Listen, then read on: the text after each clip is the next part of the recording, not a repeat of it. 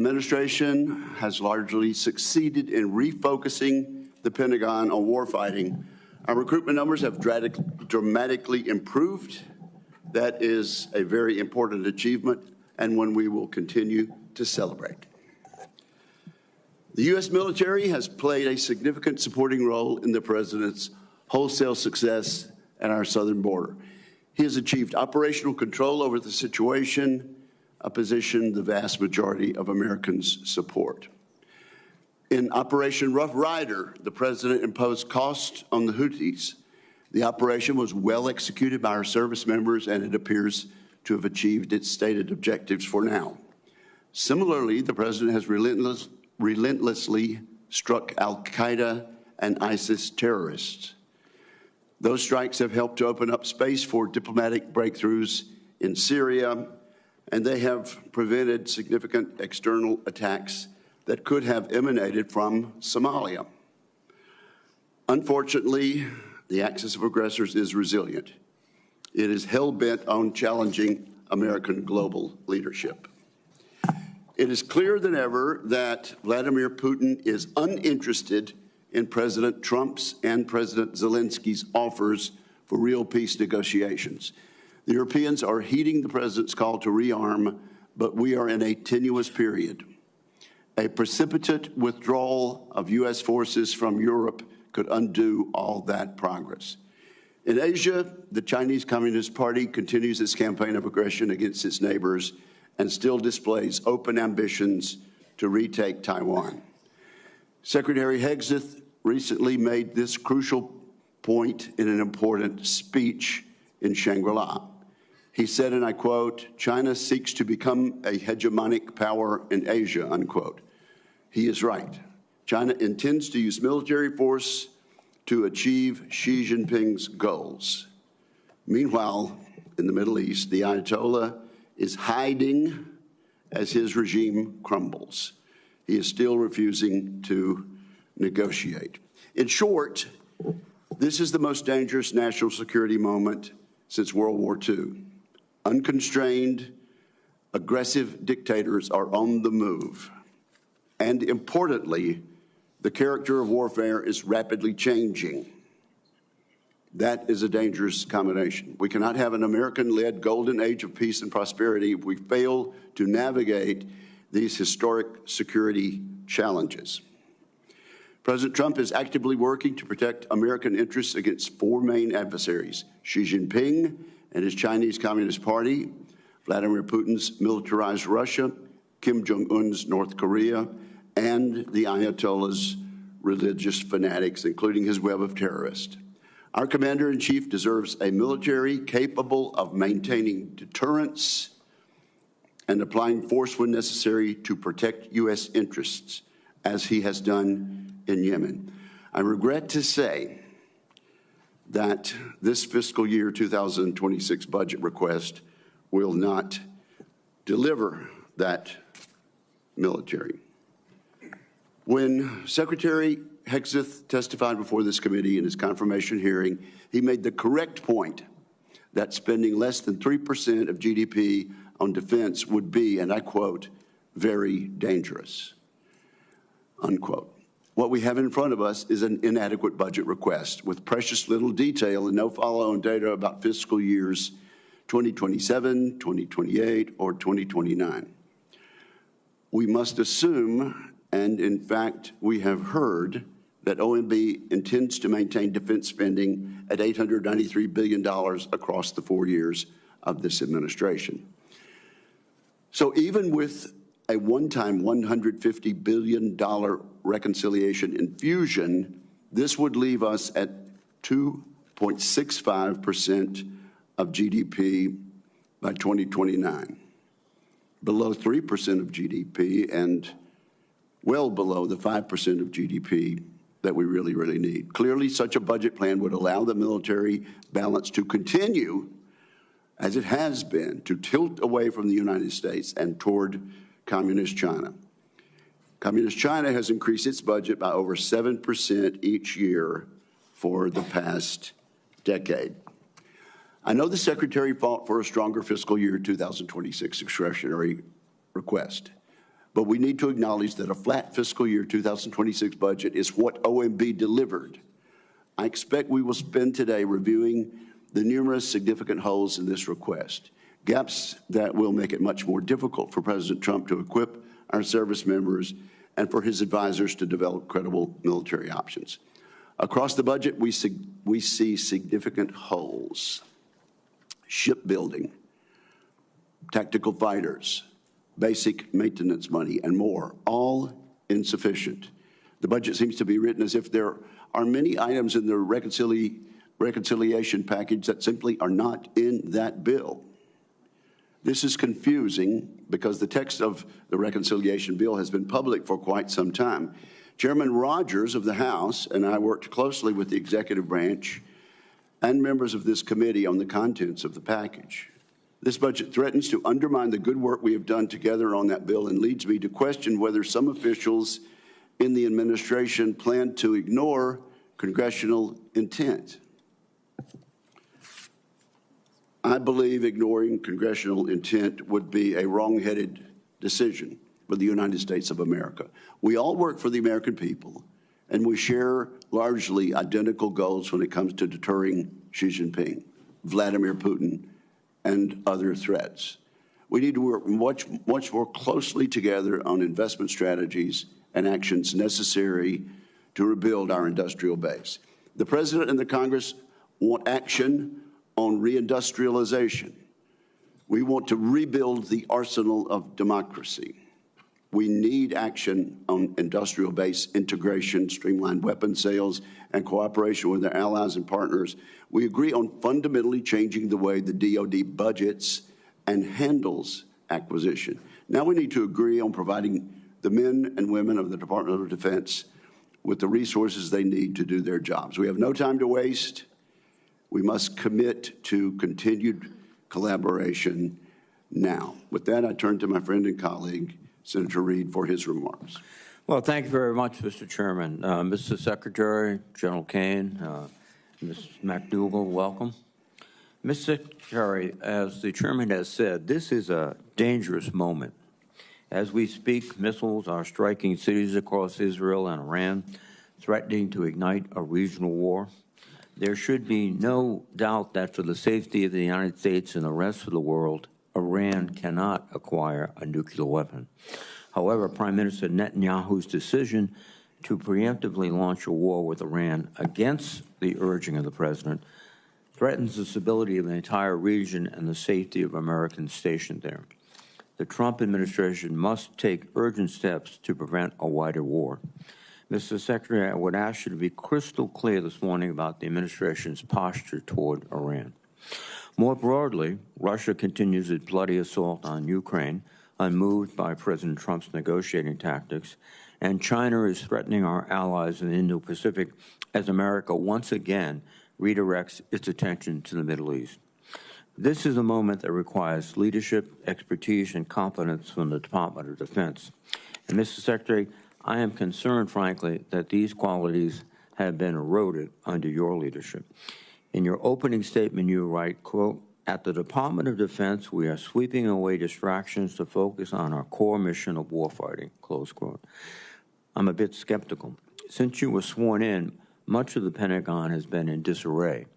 You have purged thousands of defense experts, gutted oversight offices, and surrounded yourself with hand-picked loyalists. You have fired a number of our most accomplished generals and admirals with no explanation, no replacement. Your chief of staff, several top policy advisors, and chief spokesmen have all either resigned or been fired. This is a legitimate problem for our national defense. Much of the Pentagon seems to have been paralyzed by infighting and stripped of expert staff at a time when we need stability and professionalism. Mr. Secretary, you must address this so the rest of the department can be laser-focused on their missions. I'm also concerned about your forays into diplomacy. The Secretary must be a capable statesman, especially in this dangerous global environment. During your first official trip to Europe, you made unfortunate mistakes, including by accidentally conceding America's negotiating leverage to Russia when you announced, quote, we must start by recognizing that returning to Ukraine's 2014 borders is an unrealistic objective, and, quote, the United States does not believe that NATO membership for Ukraine is a realistic outcome of a negotiated settlement. The State Department walked back your comments, but I worry that they cost us lasting credibility during peace negotiations and with our European allies. And, Mr. Secretary, I hope you've learned from these episodes. The key to our long-run success against China, Russia, and Iran and others depend on our ability to equip our forces with the ships, aircraft, and weapons needed to effectively deter them or, if necessary, defeat them. Mr. Secretary, you have said that readiness is your top priority, but I'm concerned by a number of actions you have taken that seem to distract from readiness. For example, you're in the process of firing 8% of the defense workforce, or 75,000 employees, and you recently gutted the Office of the Director of Operational Tests and Evaluation, which is responsible for testing new weapons and platforms for warfighters. You have argued that these cuts were needed to eliminate wasteful spending, but you have simultaneously pledged hundreds of millions of dollars to convert a second-hand Qatari jet to be Air Force One. These decisions do not seem to align with readiness. Similarly, over the past 2 weeks, you have ordered 4,700 National Guard troops and Marines into Los Angeles against the will of the governor and mayor. These forces are in addition to the 13,000 troops you have deployed to the southern border, and separate from the 20,000 National Guard troops requested by DHS to help ICE conduct, quote, interior immigration efforts. As a consequence, military units have to cancel their national training center rotations and waste invaluable hours and resources performing DHS activities unrelated to their warfighting missions. I cannot imagine a faster way to erode military readiness and distract from our ability to deter China, Russia, and Iran. You also claim that merit is the only measure of performance under your leadership. That is a worthy principle. However, you refuse to explain you fired many of our most senior military officers, including the Chief of Naval Operations and the Commander of Cyber Command. All of these positions remain unfilled, which weakens our military. As importantly, these officers were fired without any justification, indeed without considering merit, which creates the worst possible outcome for a military force. Fear throughout the ranks that one should not speak up, should not refuse an illegal order, and should not call out abuse nor question decisions. I fear that last week's disturbing display of partisanship at President Trump's event at Fort Bragg is an example of this. Mr. Secretary, I hope you understand the grave risks of politicizing the military and that you will commit to preventing it. Finally, you have pledged to be transparent as Secretary of Defense. Yet, to date, you have not held a single press conference at the Pentagon. Instead, you have evicted news outlets from the building, overwhelmingly restricted press access, and searched for leaks within your own staff, even threatening general officers with polygraph tests. This is not transparency, and it is a disservice to the American people who deserve to know what their military is doing. Ultimately, Mr. Secretary, this is a dangerous moment, and you must better demonstrate leadership, expertise, and competence atop the Pentagon. You are the 9th Secretary of Defense I have overseen as a member of this committee. In fact, this is the 26th time I have questioned the Secretary of Defense during their annual posture hearing. I have disagreed with each and every one of them on issues of policy and strategy, some more frequently than others, but I've always been able to work with them openly and earnestly because we shared a common agreement that our national defense supersedes partisanship. It's disappointing so far that we have not been able to establish such a relationship with this committee and with your department. Your candid and honest testimony today can go a long way toward making that possible, and I hope we can make that progress. Thank you, Mr. Chairman. Thank you, Senator Reid. At this point, we'll ask our witnesses to summarize their testimony in 5 minutes or shorter. We begin with Secretary Hegseth. Sir, welcome to the committee. Well, thank you, Mr. Chairman. Ranking Member Reed, distinguished members of the committee, we appreciate the opportunity to testify in full support of President Trump's proposed fiscal year 26 budget for the Department of Defense. I'm honored to testify alongside General Dan Kane, Chairman of the Joint Chiefs, and Bryn McDonald, who's performing the duties of DOD's Comptroller and Chief Financial Officer. We are also very proud to represent our warriors and their families. And today, as they do every day, they're keeping our country safe. They're defending our homeland. They're standing up to communist China. They're working hand in glove with our allies and partners. They are achieving peace through strength. I'd like to start by thanking this committee and Congress for your bipartisan leadership to give our troops a big pay raise in 2025. That includes an additional 10% raise for our junior enlisted service members E1 to E4. Thank you for supporting our initiatives that improve quality of life for our warriors and their families. Things that include making historic investments. This budget makes historic investments in living conditions, in barracks, in base housing. This budget reforms the PCS process to reduce the cost and stress of moves for families. We've already seen changes there. And we improve the quality of care provided by our defense healthcare system. The best part of my job is meeting and interacting with troops and their families. We hear their concerns. We know what it's like to face these challenges. I've been there recently. Each of these initiatives responds to feedback that we've gotten from the force. We are listening, and we are always looking for ways to improve quality of life for those who serve. Under President Trump's leadership, this budget puts America first and gives our warriors what they need. The $961.6 billion budget request, more than $1 trillion for national security, will end 4 years of chronic underinvestment in our military. Now, as is custom with first-year administration budget releases, additional time was necessary to implement presidential initiatives. So in the last 4 months, we've moved quickly to reverse course after 4 years of weakness and mismanagement. We found nearly $30 billion in savings across the department. And this savings, if you add this savings to our overall budget, we're increasing the DoD budget in 2026 by $143 billion. We do that by killing wasteful programs, targeting bureaucratic excess, and redirecting funding from Biden-era priorities to President Trump's priorities. We're working with the Department of Homeland Security to increase border security, to reduce China's malign influence in the Western Hemisphere, to defend freedom of navigation in the Red Sea. However, as we would all acknowledge, there's more work to do. I've got 3 core priorities in the department: restore the warrior ethos, rebuild our military, and reestablish deterrence. First, we're restoring the warrior ethos. President Trump has charged me to focus relentlessly on warfighting, lethality, meritocracy, standards, and readiness, and that is exactly what we're doing. We're setting standards that are high, equal, and unwavering. DEI is dead. We replaced it with a colorblind, gender-neutral, merit-based approach, and the force is responding incredibly.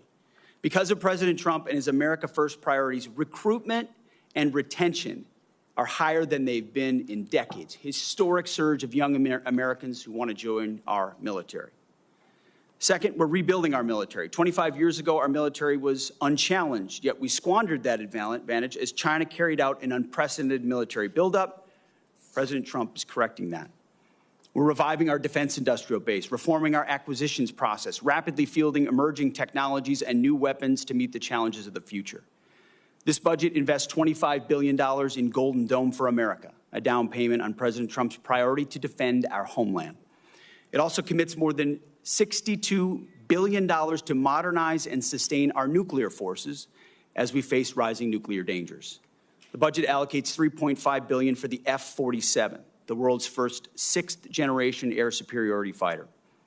The budget will revitalize our shipbuilding industrial base with $6 billion in funding in FY26, and that's on top of $47 billion overall for shipbuilding.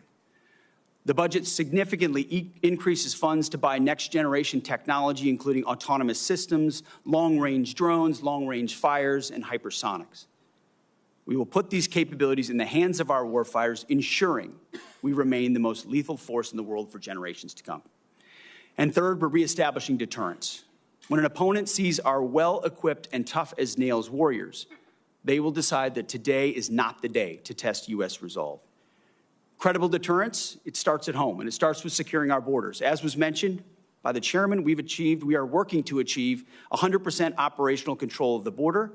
Illegal crossings have decreased 99.9%, and it was just reported today that CBP released 0 illegals into the U.S. last month, down from 62,000 released into the interior last May. The Indo-Pacific is our priority theater, and China is our pacing threat. That's why I've traveled twice to that region to visit our forces and meet with our allies and partners. As we shift toward the Indo-Pacific, we're looking more to our allies and partners to be force multipliers alongside the United States, and we're making progress in that.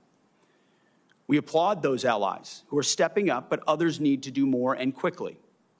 At the NATO Heads of State meeting next week, we expect NATO allies to commit to spending 5% of GDP on defense and defense-related investment, an almost inconceivable accomplishment when President Trump started that project in his first term. And with NATO stepping up, we now have a new standard for allied defense spending that all of our allies around the world, including in Asia, should move to. As the President has rightly pointed out, it's only fair that our allies and partners do their part. We cannot want their security more than they do. The Department of Defense is executing a common-sense agenda to achieve peace through strength. We know the threats we face are serious, and so our investments are as well. And that's what this budget does. It matches capabilities to threats. We long for peace, so we prepare for war. We must overcome decades of neglect and decline. We must fortify our position as the world's most lethal fighting force, and we have to act fast because our opponents are. This committee is our critical partner. We appreciate your leadership and oversight, which is essential. And I look forward to accomplishing these goals to achieve peace through strength, support our warriors, protect our citizens and our taxpayers together with you. May God grant us the wisdom to see what is right and the courage to do it. Thank you. Thank you, Mr. Secretary. General Kane, do you wish to summarize your testimony? Yes, sir.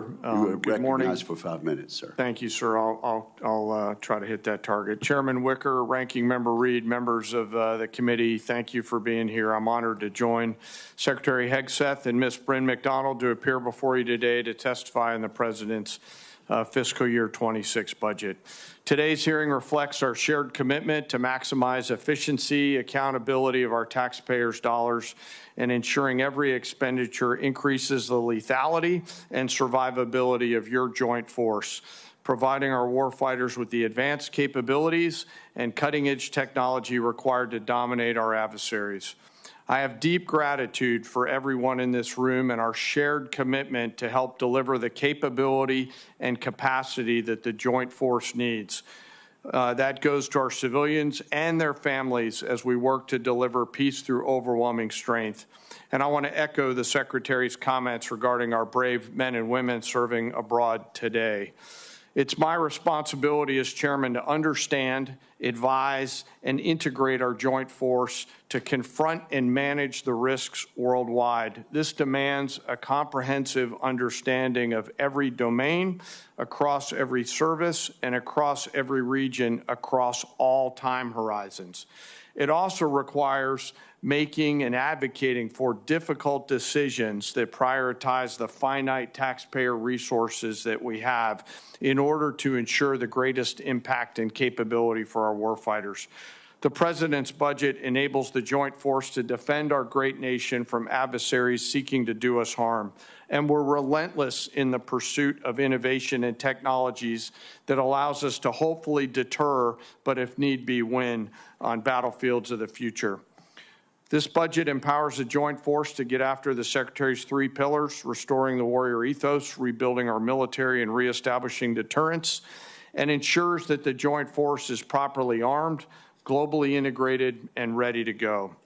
The President's budget invests in our warfighting capabilities to win, as I said, on the battlefields of the future.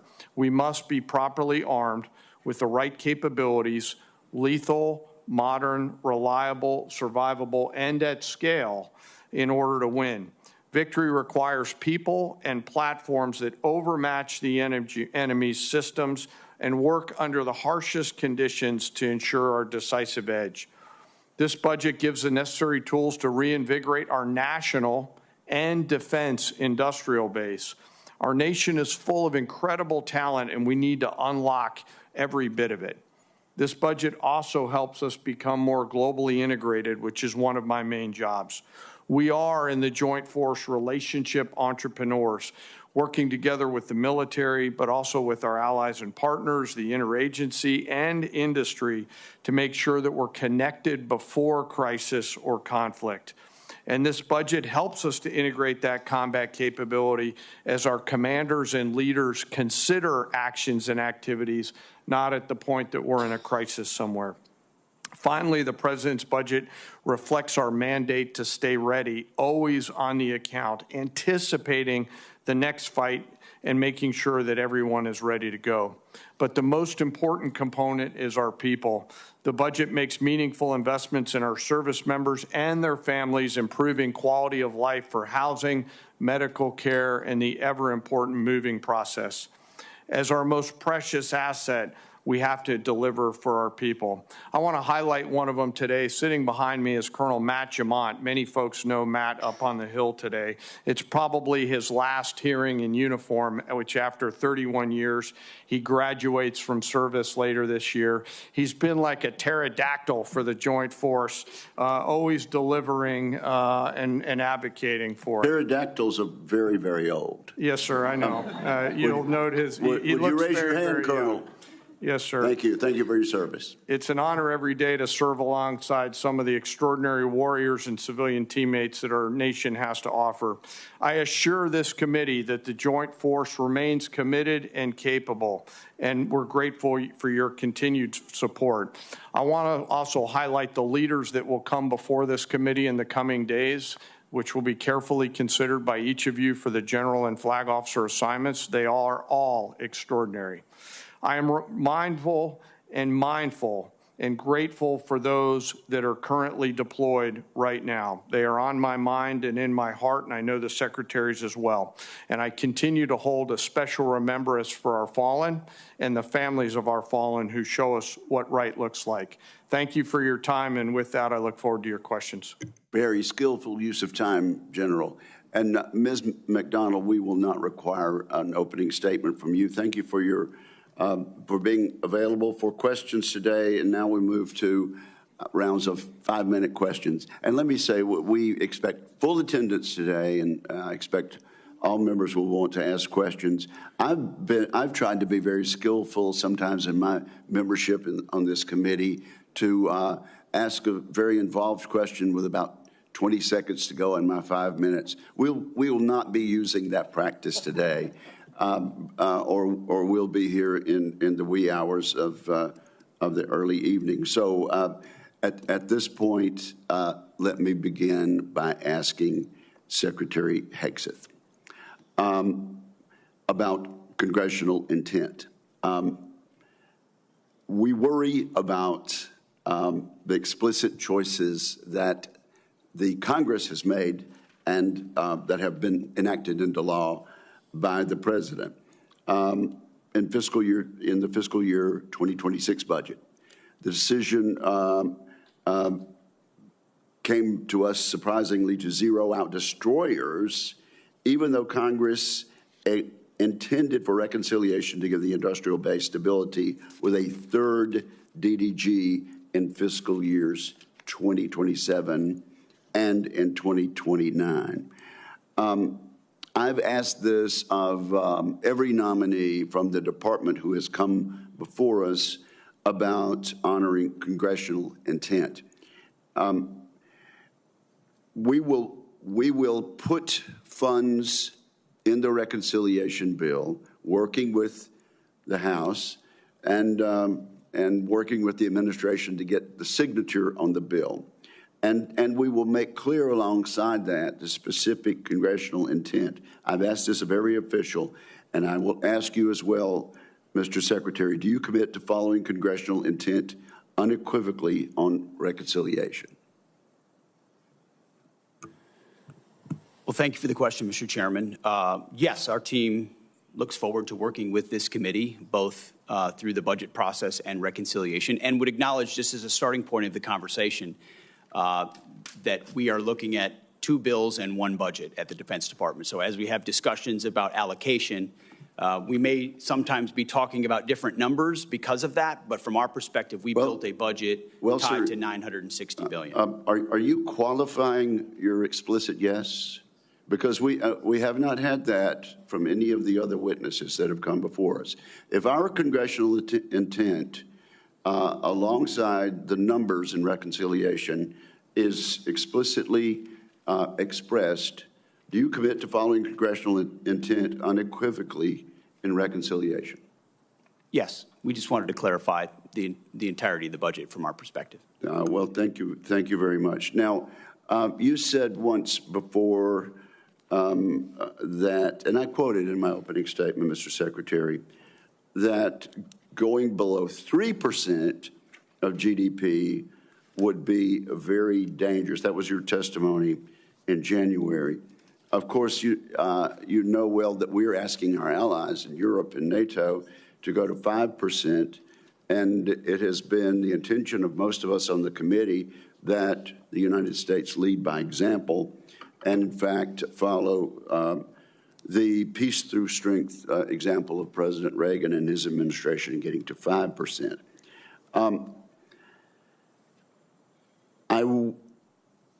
I understand that if you put reconciliation and the budget requests together for this year, it exceeds 3%. But if we go back to that same baseline for the next 3 years after that, we'll be under 3%. We intend to fix that. But do you still agree that going below 3% would be a, quote, very dangerous, unquote, choice?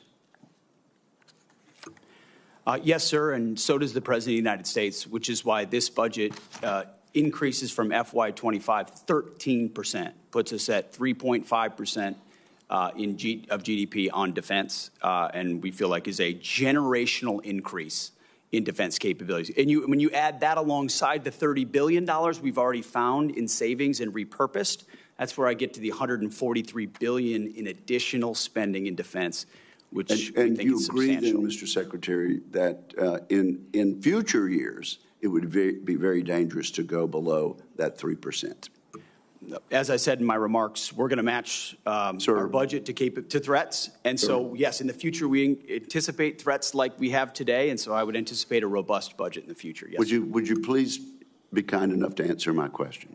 Would going below 3% in future fiscal years be, quote, very dangerous, unquote, as you said in your statement in January? Yes, sir, and I believe the President of the United States definitely feels the same way. Thank you, sir. Senator Reid. Thank you very much. And I yield back 5 seconds. I'll take those 5 seconds. Oh, no, sir. No, that's not the way it works. First, let me apologize to Miss McDonald, who I said was Miss McDougal. You're Irish, right? My husband is, yes, sir. Well, that's good enough. Thank you. You were Scotch for a few minutes, but I apologize, ma'am. And, Mr. Secretary, you have fired a number of general and flag officers, and you clearly have the authority to do that, but there was no cause given, and it's also deeply concerning it's taking a long time to appoint successors. I understand that today you announced that the nominee for CNO will be Admiral Darrell Caudle. Is that right? Yes, sir. Well, we still have many of these positions open, including the U.S. Cyber Command, which is absolutely critical. Do you believe that these lack of nominated leaders are affecting our warfighting abilities? Sir, I believe we all serve at the pleasure of the President. And in every single position, we're looking for the right man or woman to fill that role, to execute on behalf of the missions of this department. And we're doing it expeditiously in every case. Again, do you have any anticipation of when we'll receive the nominee for Cyber Command? Sir, as I mentioned before, we have a very capable deputy at Cyber Command who has taken the helm. So it's not as if it's without leadership, very much so. But we are, as recently as yesterday, had a high-level discussion of exactly what that will be. Mr. Secretary, in your opening statement, you stated, at the Department of Defense, we are sweeping away distraction to focus on our core mission of warfighting. However, since your confirmation, your office has been consumed by high turnover and disarray. At least 3 senior aides were fired and subsequently investigated for leaks, alleged leaks to the press. Your first chief of staff has since left his position, and to the best of my knowledge, that position is vacant. The Inspector General is reviewing your use of Signal app to send sensitive information pertaining to military operations in Yemen, not only to senior government officials, but to your wife, your brother, and your personal lawyer. Finally, according to press reports, you have threatened polygraph tests against senior members of the military. As I said in my opening statement, this is a dangerous world. You know that. And this turmoil in your own office is not contributing, I think, to the clarity and thoughtfulness and decisiveness necessary.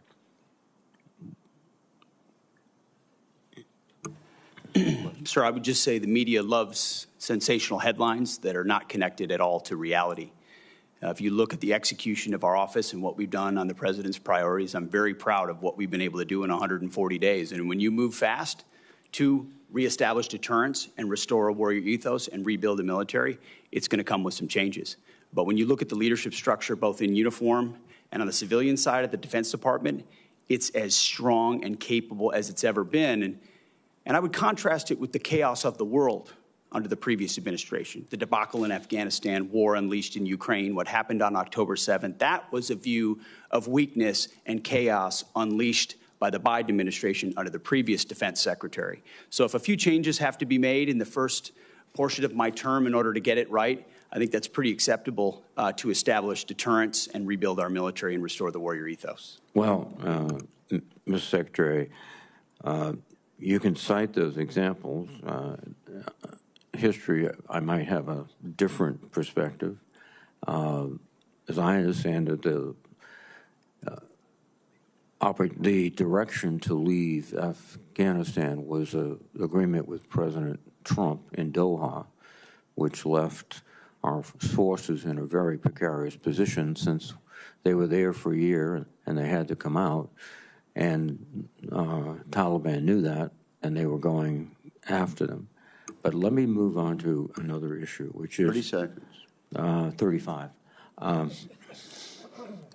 We have had detainees in Guantanamo, and we have used military flights to get them there. The problem, I think, is that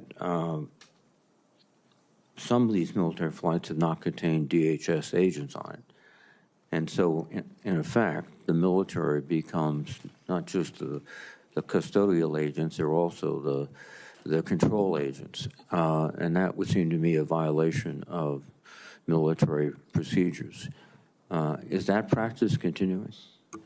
Senator, every aspect of that mission is in coordination with DHS and with DHS officials. So there are no flights with airmen only on board? Not that I'm aware of, sir. Thank you. Thank you, Senator Reid. Senator Fisher. Thank you, Mr. Chairman. Mr. Secretary General, Ms. McDonald, welcome. I serve on both the Armed Services and the Appropriations Committees, and every year we legislate annual authorization and appropriation bills that provide the policies and the funding for the department. While I'm confident we will do so again this year, the administration has made this process more difficult by delaying the delivery of budget materials to Congress. Mr. Secretary and General Kane, I've appreciated our previous discussions about the need to modernize our nuclear triad and to provide the President with additional options for regional nuclear deterrence. And to achieve this, we must have sustained and predictable funding within the department's base budget. I'm concerned that the department's fiscal year 26 request relies too heavily on reconciliation for some of our nuclear programs. For example, the reconciliation text includes funding for Sentinel. That is meant to accelerate and reduce risk in the program over the next several years. It is not meant to fill a self-imposed gap in funding in a single fiscal year created by short-changing ICBMs in the base budget. I understand using reconciliation funding is relatively new to the department, but I expect us to work together throughout this cycle so that we can assure that funds are used as intended and that the programs are adequately funded within that base budget. General Kane, do you agree that nuclear modernization programs should be prioritized both to keep pace with the threats and to ensure that the President has a full array of options for nuclear deterrence? I do, Senator, and appreciate your leadership on ensuring that we've got the tools that we need to deliver for the triad of the future. Secretary Hegseth, although progress has been made the last several years, I continue to be concerned about the ability of our defense industrial base to produce munitions at an adequate scale to support our warfighters in these modern conflicts that we have. And now that you have been sworn in and had time to review the current state of our industrial base, what more should the department be doing to increase munitions production, and how does this budget request support these objectives? Senator, it's a great question. We should be doing everything we can, which is precisely what we are doing at the very highest levels, from myself to the Deputy Secretary of Defense. With industry, this budget is a 45% increase in the defense industrial base. It invests in critical munitions procurement. It invests in defense supply chains, in resilience in supply chains, in increased competition and capabilities for outside companies to get into the business of providing critical munitions. So across the board, we're finding and hiring innovators to move as quickly as possible, cutting through the bureaucracy, the red tape to deliver those systems in a world that needs them now more than ever. Could you get back to me on timelines that you have set for each of those areas that you mentioned, and obviously the funding that's going towards them, but I'd be interested in what you're setting for yourself for goals for the timelines in getting that achieved. Yes, ma'am, we have those and we will get those to you. Thank you. And General Kane, do you assess that the total munitions requirement is currently aligned with the magnitude of the threats that this country faces, or should the department review its stockpile requirements to ensure that we are fully prepared for these modern conflicts? Senator, we're always looking at the lessons learned of past conflicts to include the most recent ones around the world and taking those and applying those to what the future of war might look like. So we're always evolving and considering what the mix of munitions that we need for the joint force in order to deliver overwhelming strength. And I would be remiss if I didn't bring up spectrum. So as we look towards the Golden Dome and the importance of that, over the next several weeks, I hope we can see some more details on that because we can't shoot what we don't see. And I think it's important that all of us here, as well as the public, understand the importance of the spectrum that the department has in order to reach that. Thank you. Thank you, Senator Fisher, for that important and correct observation. Senator Shaheen. Thank you all very much for being here. News reports this morning suggest that the President is actively considering intervening in the situation in the Middle East. I understand that we have 40,000 troops deployed in the region, many of whom are in range of Iranian missiles. And it's being reported that the President is being asked to consider providing the bunker buster bomb that is required to be carried only by the B-2 bomber and would require a U.S. pilot. That raises real concerns about what retaliation might mean for the safety and stability of the entire region and our troops and Americans who are in the region. So can you tell us, Mr. Secretary, are you considering military action that would bring us into active hostilities, and whether you expect a decision to be made on that anytime in the next few days? Just bearing in mind, and you can stop the clock, we will be going into a classified portion of the hearing later on. But proceed, Mr. Secretary. I understand that, Mr. Yes. Chairman, but I think this is a question that's very important for the American public to hear. I just wanted to make it clear that there would be an opportunity to get very deep into that. Go ahead. Senator, I agree with the chairman. Most of what I can or should say would be reserved for a classified setting. I would say the president, obviously, any decisions on this matter are at the presidential level. He has communicated very clearly for quite some time. I do understand that, Mr. Secretary, but my question for you is whether you have been asked actively to provide options for the president regarding a strike in the Middle East. If I had or I had not, I wouldn't disclose that in this forum, Senator.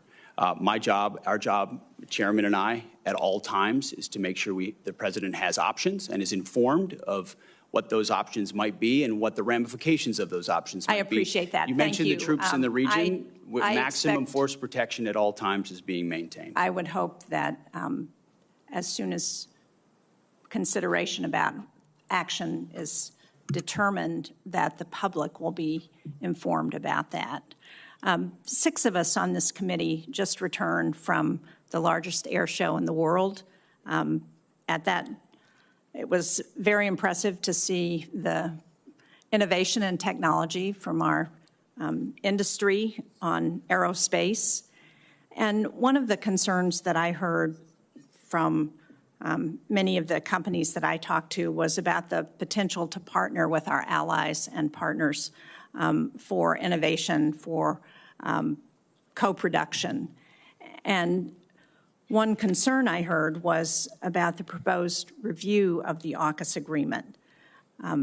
That's after the Australian government has already contributed $500 million to our submarine industrial base, and American and UK shipbuilders have made capital investments to support the increased demand. So do you disagree with the position that President Trump has taken about AUKUS, that we should move forward? And what is the review expected to produce? Well, Senator, I think reviews are always prudent, but those reviews actually come after conversations I've had with the Minister of Defense, Healy, in the UK, and Marles in Australia. Long personal conversations about the status of this arrangement, both aspects of it. So we are reviewing it because that's what the Defense Department ought to do, to make sure it fits the priorities of the president, and that our defense and shipbuilding industrial base can support, ensure that we're clear on all sides of that, on either pillar. And then on pillar 2, identifying specifically the ways we can work together most meaningfully to co-produce with our industrial base munitions or other capabilities that would be most applicable to the threats we face. But do you agree that it's important to increase the capability of our nuclear deterrent in the Indo-Pacific, and that AUKUS is one way to do that? I do, and working through AUKUS as a possible avenue for that is a good thing. Last week, Mr. Secretary, during the SAC-D appropriations hearing, you reaffirmed the need for an exemption for the Portsmouth Naval Shipyard to your hiring freeze. Senator Collins asked you a very relevant question on that, and since Senator King and I share that shipyard, I'd like to ask you again, because we have not yet heard anything from you or from the Office of Personnel Management about how they're responding to this. DOD has told us that the Office of Personnel Management needs to review every single new hire one by one at a time when we need 550 people every year just to keep up with the Navy's demand for maintenance and on its nuclear submarines. So will you commit to talking to OPM on this issue? Yes. Thank you, Senator Shaheen. Senator Cotton. Welcome, everyone. Thank you for your testimony and, more importantly, your service. Secretary Hegseth, the President, at a press gaggle just now at the White House, said of strikes against Iran, to Senator Shaheen's question, I may do it, I may not do it. I mean, nobody knows what I'm going to do. You had referred to these questions as presidential level decision, is that right? And I think that's always true. Advisors advise and presidents decide. But it's your job to have contingency plans for everything that the president may or may not decide. Is that correct? That is correct. And no one should be surprised or scandalized that the Pentagon has lots and lots of contingency plans. Senator, our job is to have contingency plans. It's like in Armageddon, Billy Bob Thornton's character Truman, speaking of NASA, could have been speaking of the Pentagon. You're geniuses. You're just thinking stuff up, and you got people in another room backing them up. Is that right? We plan. Thank Senator. you. And although it's true in every part of the government, it's probably no more true in your department that it's a presidential level decision. This is the president's core constitutional responsibilities as the commander-in-chief. I mean, it's important what he does with labor and HUD and the rest, but as the commander-in-chief, it's the most important role he has, and therefore you're the department where you take the most direct guidance from the president. Everyone in the department has to support the president's decisions once those decisions are made, correct?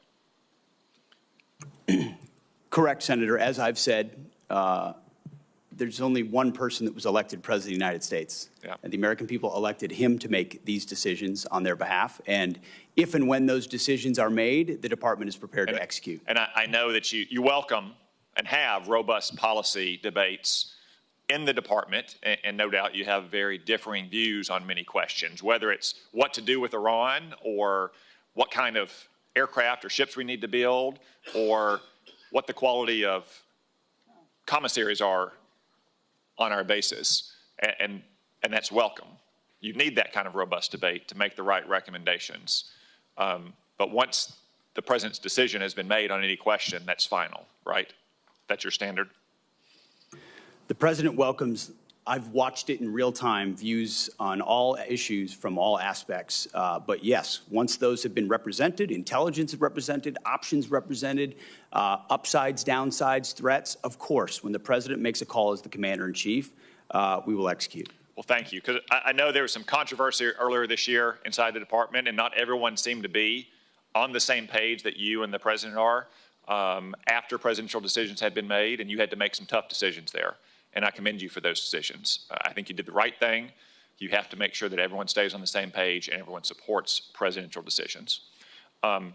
One decision I also want to call out, since we haven't spoken about it here, and I'm not sure we will, and I want to commend you for as well and commend your team, is the redesignation of base names for Army bases. In the summer of 2020, as a Jacobin fever swept the country during the BLM riots, it was decided to rename several Army bases. To be honest with you, I think most soldiers serving those bases didn't even know who they were named after. They just had fond recollections for decades of their time at Fort Benning or Fort Bragg or other places. And I think now you've completed the effort to redesignate those names, those bases, to the names that so many generations of soldiers served at for new American heroes. Is that right? Yes, all of the previous names for the U.S. Army installations have been returned. Well, thank you. I think that was an inspired approach. It complies with the law. It teaches a new generation of soldiers about those who went before them, and I hope the matter is settled. I especially want to commend you for Fort Gordon, named after Gary Gordon, one of two Delta operators along with Randy Shugart, who willingly laid down their life in the Battle of Mogadishu to protect their buddies, not even in the battle at the time, and against commanders' repeated wishes until they pestered the commanders finally to let them get on the ground and protect those soldiers on the ground and lay down their life. I think that was an inspired choice. One final question. You'd said that everything needs to be on the table to address our munitions crisis. We all agree on this committee. We all have been working hard for many years on that. Private industry is very important, but you have your own organic industrial base. Ammunition plants, arsenals, depots, that's included in everything, right? That we need to look at every possible source to address every potential choke point in our munition supply chain. Every possible source. Thank you. General Kane, you agree with that, I presume, that our organic industrial base, especially the arsenals and ammunition plants and depots, are a solution to this problem, not a part of the problem or a relic of the past? I do, sir, and I'm aware of your letter to the Army on that matter, which I know they're looking at. Okay, thank you. Thank you. Thank you very much, Senator Cotton. Senator Gillibrand. Secretary Hegseth, this committee has had many hearings about the future of warfare and making sure that we have the complement of warfighters that we need to win any future wars and not focus on how we could have done better in the previous war. One of the areas where I have deep concern is cyber defense in this country. I'm concerned about cyber warfare. I'm concerned about cyber terrorism.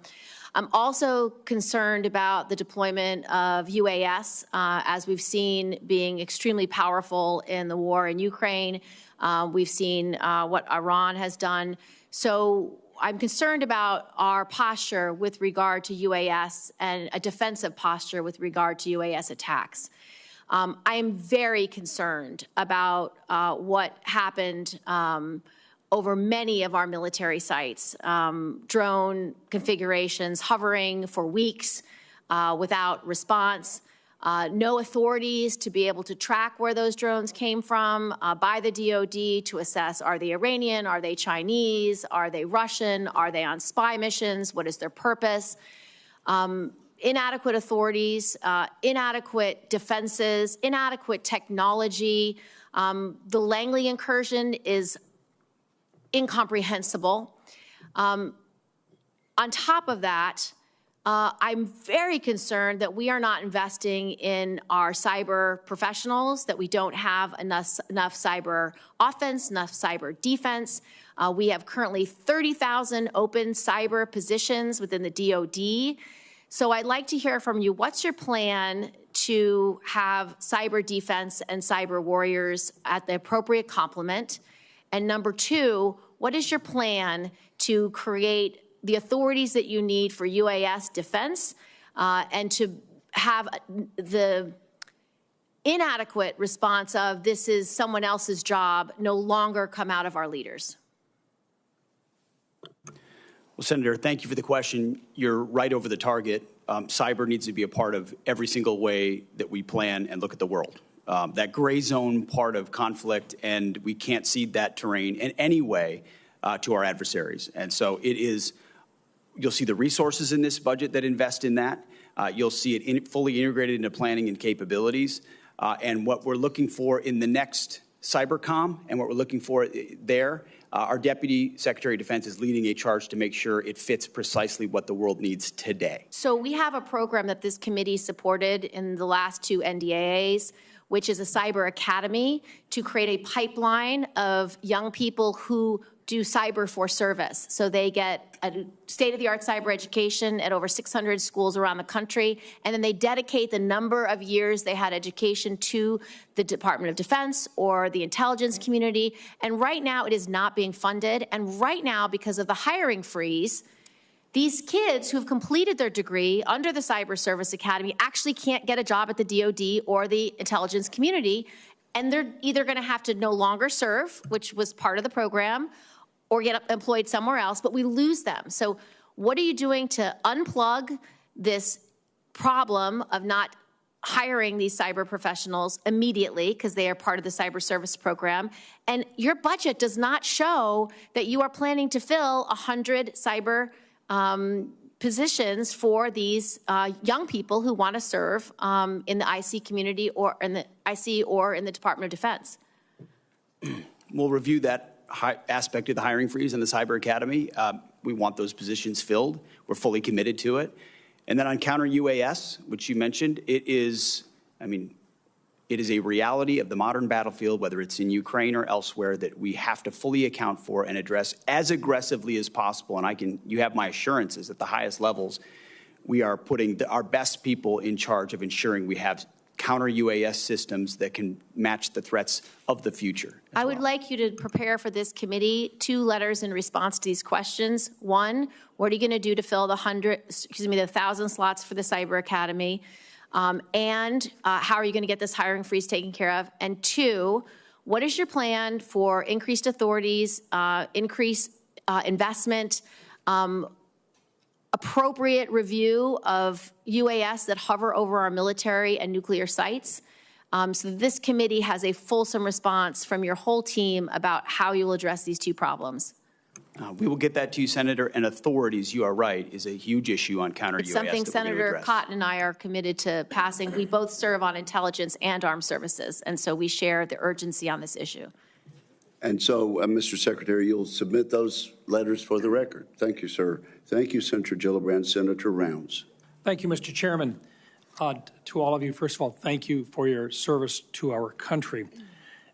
I have heard now from 25 senior department officials, including every service chief and 8 combatant commanders, that vacating the 3.1 to 3.45 gigahertz and the 7 to 8 gigahertz bands of the spectrum would have significantly negative consequences for our warfighting capabilities.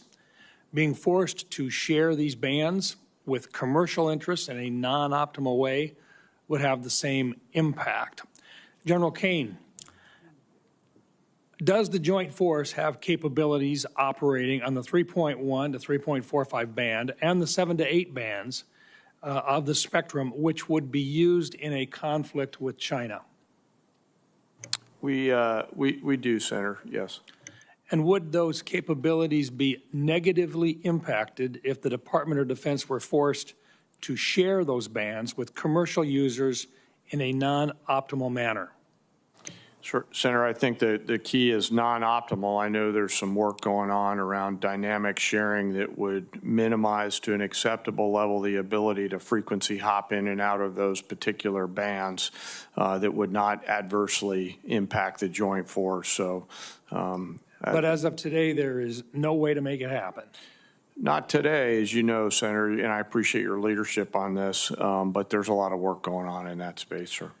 I think we agree that the economic security is national security and that we need to move forward in the next gen with regard to our communications capabilities. But as it pertains to spectrum auction authority, how do you view a spectrum auction process that bases decisions solely on economic considerations? Well, as you said, Senator, economic security is national security. You know, those are policy decisions. My job as the chairman is to provide the military advice to our policymakers and let them make that decision. And this firmly sits in that policy space. And so rather than put myself sideways out of my swim lane, I'll leave it to them to decide. But in your professional military opinion, the areas between 3.1 to 3.45 and the 7 to 8 band are critical to our national defense.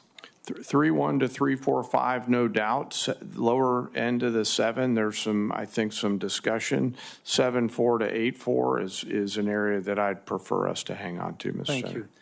And Secretary Hegseth, I know that you've told me that you would be willing to go to the mat to protect these critical capabilities.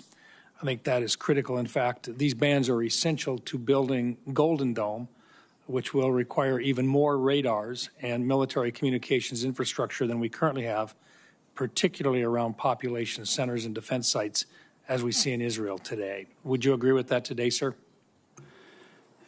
Yes, Senator, I concur with the chairman's characterization, and I would just say at no time in conversations around spectrum has DOD's equity never been, it's always been fully represented in those conversations to ensure we protect what we need to protect. Thank you. General Kane, what is your assessment of the operational and strategic benefits of maintaining the dual hat leadership arrangement between U.S. Cyber Command and National Security Agency, the NSA, particularly in terms of intelligence integration, speed of action, and mission success in contested environments?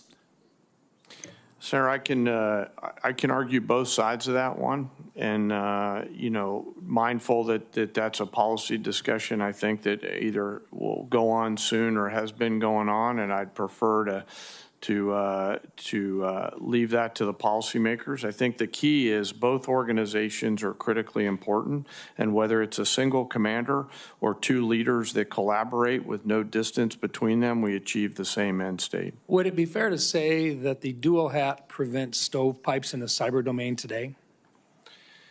Senator, there's stovepipes in all kinds of domains today, so I can't assure you that it would prevent them. What I do hope is that whatever path we take, we select leaders who are committed to integrating and knocking down those stovepipes, whether it's a single leader or two leaders. That's what the nation needs. We have been successful in making significant exchanges and utilizing assets for both the NSA and for Cyber Command so far. Secretary Hegseth, are you committed to maintaining the dual hat relationship that has significantly benefited our national security to date? Senator, as of right now, we're maintaining the status quo, but it's something we reserve the right to review. Thank you. Thank you, Mr. Chairman. Thank you, Senator Rounds. Senator Blumenthal. Thanks, Mr. Chairman. Secretary Hegseth, you've been asked about options for the use of force abroad. I want to ask about the use of our military at home. I have been deeply disturbed and alarmed by the use of active duty troops, Marines, in Los Angeles, and President Trump has made clear his intention to continue to use the military to suppress dissent and likely inflame tensions there and elsewhere, all under the guise of enforcing the law.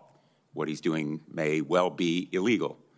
I want to ask you about contingency plans for the use of active duty military in other cities. Do you have such contingency plans?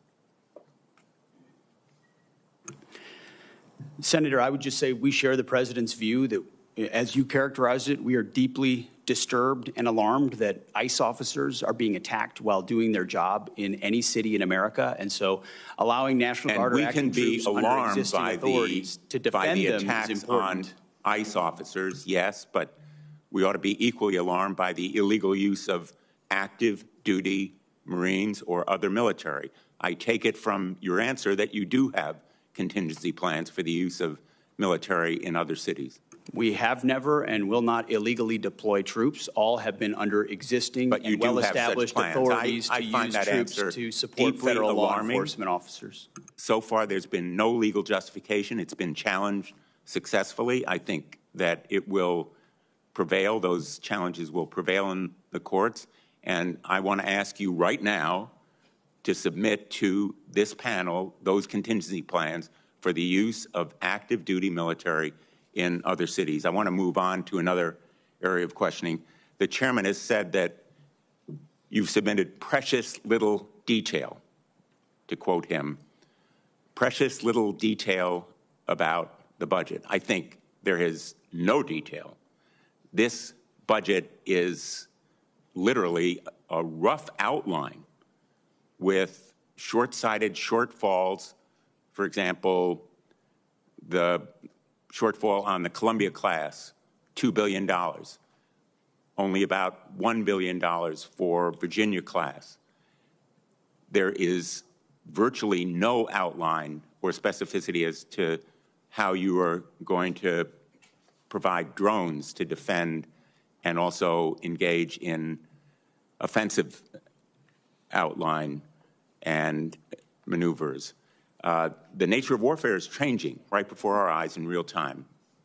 Unmanned aerial and undersea warfare is happening in Ukraine and elsewhere, and I think that you owe this committee and the American public more specificity in that budget, because we will be at risk. We are at risk right now in the Middle East, and I want to know whether we have contingency plans to protect our U.S. personnel in the region from the kind of swarm of drones that have proved devastating already to 3 of our service people in the Middle East on a base in Jordan. Do you have such plans to protect against drones there?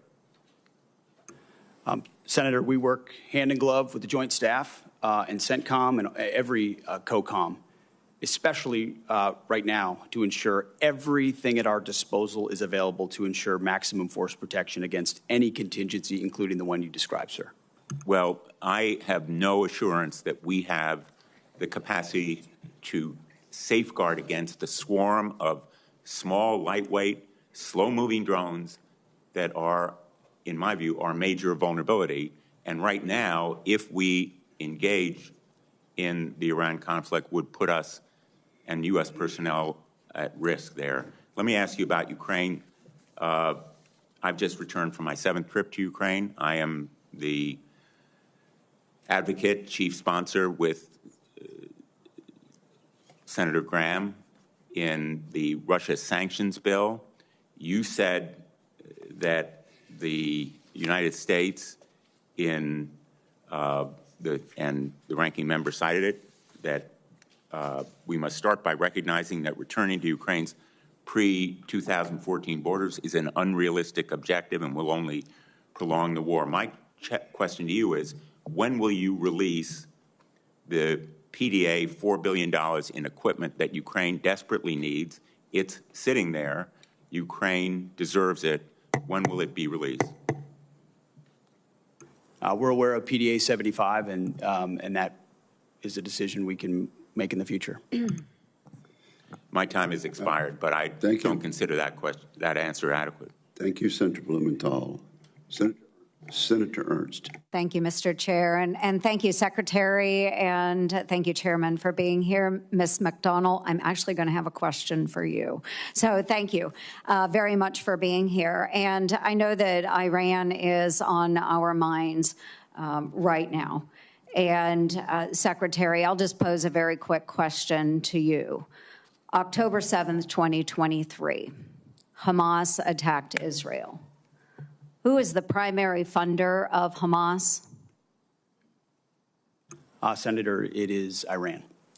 And who is the primary sponsor then that provides them with the weapons that they use to attack Israel? Same answer, ma'am. And maybe our public is not aware, but 43 Americans lost their lives on October 7th at the hands of Hamas, which is an Iran-backed terrorist organization. 43 Americans. We never talk about it, folks. I heard nothing about this in the Biden administration. So when there is question about whether it's appropriate for America to be engaged in the Middle East in defending Americans that live and work abroad, I think there's our answer. So thank you, Secretary. I'll start with the Secretary, then I'll come to you, Ms. McDonald. Secretary Hegseth, I do want to thank you because we've had many discussions about this. You have appointed Steve Erickson as the Executive Director of Force Resiliency, and he will oversee the Department's Sexual Assault Prevention and Response Office, what we know as SAPRO. And he will directly report to you on the issue of sexual assault within our military. And you've been very responsive on this issue, and I commend you for that. And I have already received my first briefing by Mr. Erickson. So to continue building on this progress, I'm going to hold quarterly meetings with the SAPRO, and we want to make sure that we continue the momentum that we are seeing within the department on that. And Secretary Hegseth, from your vantage point, what positive trends are you seeing out of SAPRO? Well, first of all, Senator, I want to thank you and other members of this committee for the work you've done on that issue. And I think in large part, and you'll see this in this budget, we continue to fund the programs which have seen efficacy. And so I think a lot of these were newer programs, new initiatives, new emphasis put in place that we have simply sought to maintain and accelerate. And you see that in this budget. And thankfully, we've seen this year sexual assault numbers decrease. One is too many, as we've said before, but a decrease is a good trend to see. We want to continue that. Wonderful. And we'll continue working with the department on that. And an amendment that I am going to propose for this year's NDAA would require quarterly briefings from the SAPRO for members of Congress, just as they do with suicide prevention. So we'll continue working on that. I also would love to touch upon a number of other issues I've worked as far when it comes to fiscal sanity within the department. I can submit those for the record because I do want to give Ms. McDonald an opportunity. Let's talk about an audit I love working with the comptrollers out there. But GAO released a report warning that the Department of Defense is unlikely to achieve a clean audit by 2028, citing longstanding financial management weaknesses. And it's my understanding that a key issue in the department's continued reliance on outdated business and feeder systems that lack internal controls continues to contribute to that. So to help address that, in the reconciliation package, we have $350 million that will be dedicated and directed toward improving audit outcomes across the department. So, Ms. McDonald, all to you. Can you walk us through how the department intends to meet its statutory requirement of achieving that clean audit by 2028? Thank you for the question, Senator, and thank you for your support in reconciliation for automation, AI, and business system replacement to achieve the audit. The first day we came in, that was one of the first topics the Secretary and I discussed, and he actually just put out a memo with guidance for milestones each fiscal year that the department is going to achieve the financial audit by 2028 or sooner, as he has challenged us to do. The Marine Corps just passed their second clean audit opinion. 2 additional components have done the same recently.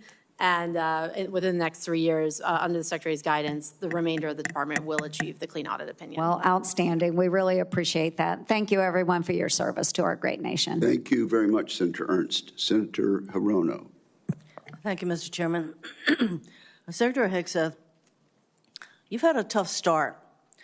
At your confirmation hearing, my Democratic colleagues and I rightly questioned whether you had the requisite qualifications and experience to lead the DoD, the largest federal agency, especially given your checkered past, which included paying $50,000 in hush money to settle a sexual assault allegation against you and driving 2 veterans organizations into the ground. After only months on the job, our concerns about you have proven true, as far as I'm concerned. Instead of strengthening national security, you've turned the Pentagon into a dysfunctional mess. You are jeopardizing military operations and service members' lives with your unprecedented action of texting classified military plans to anyone who might stroke your ego.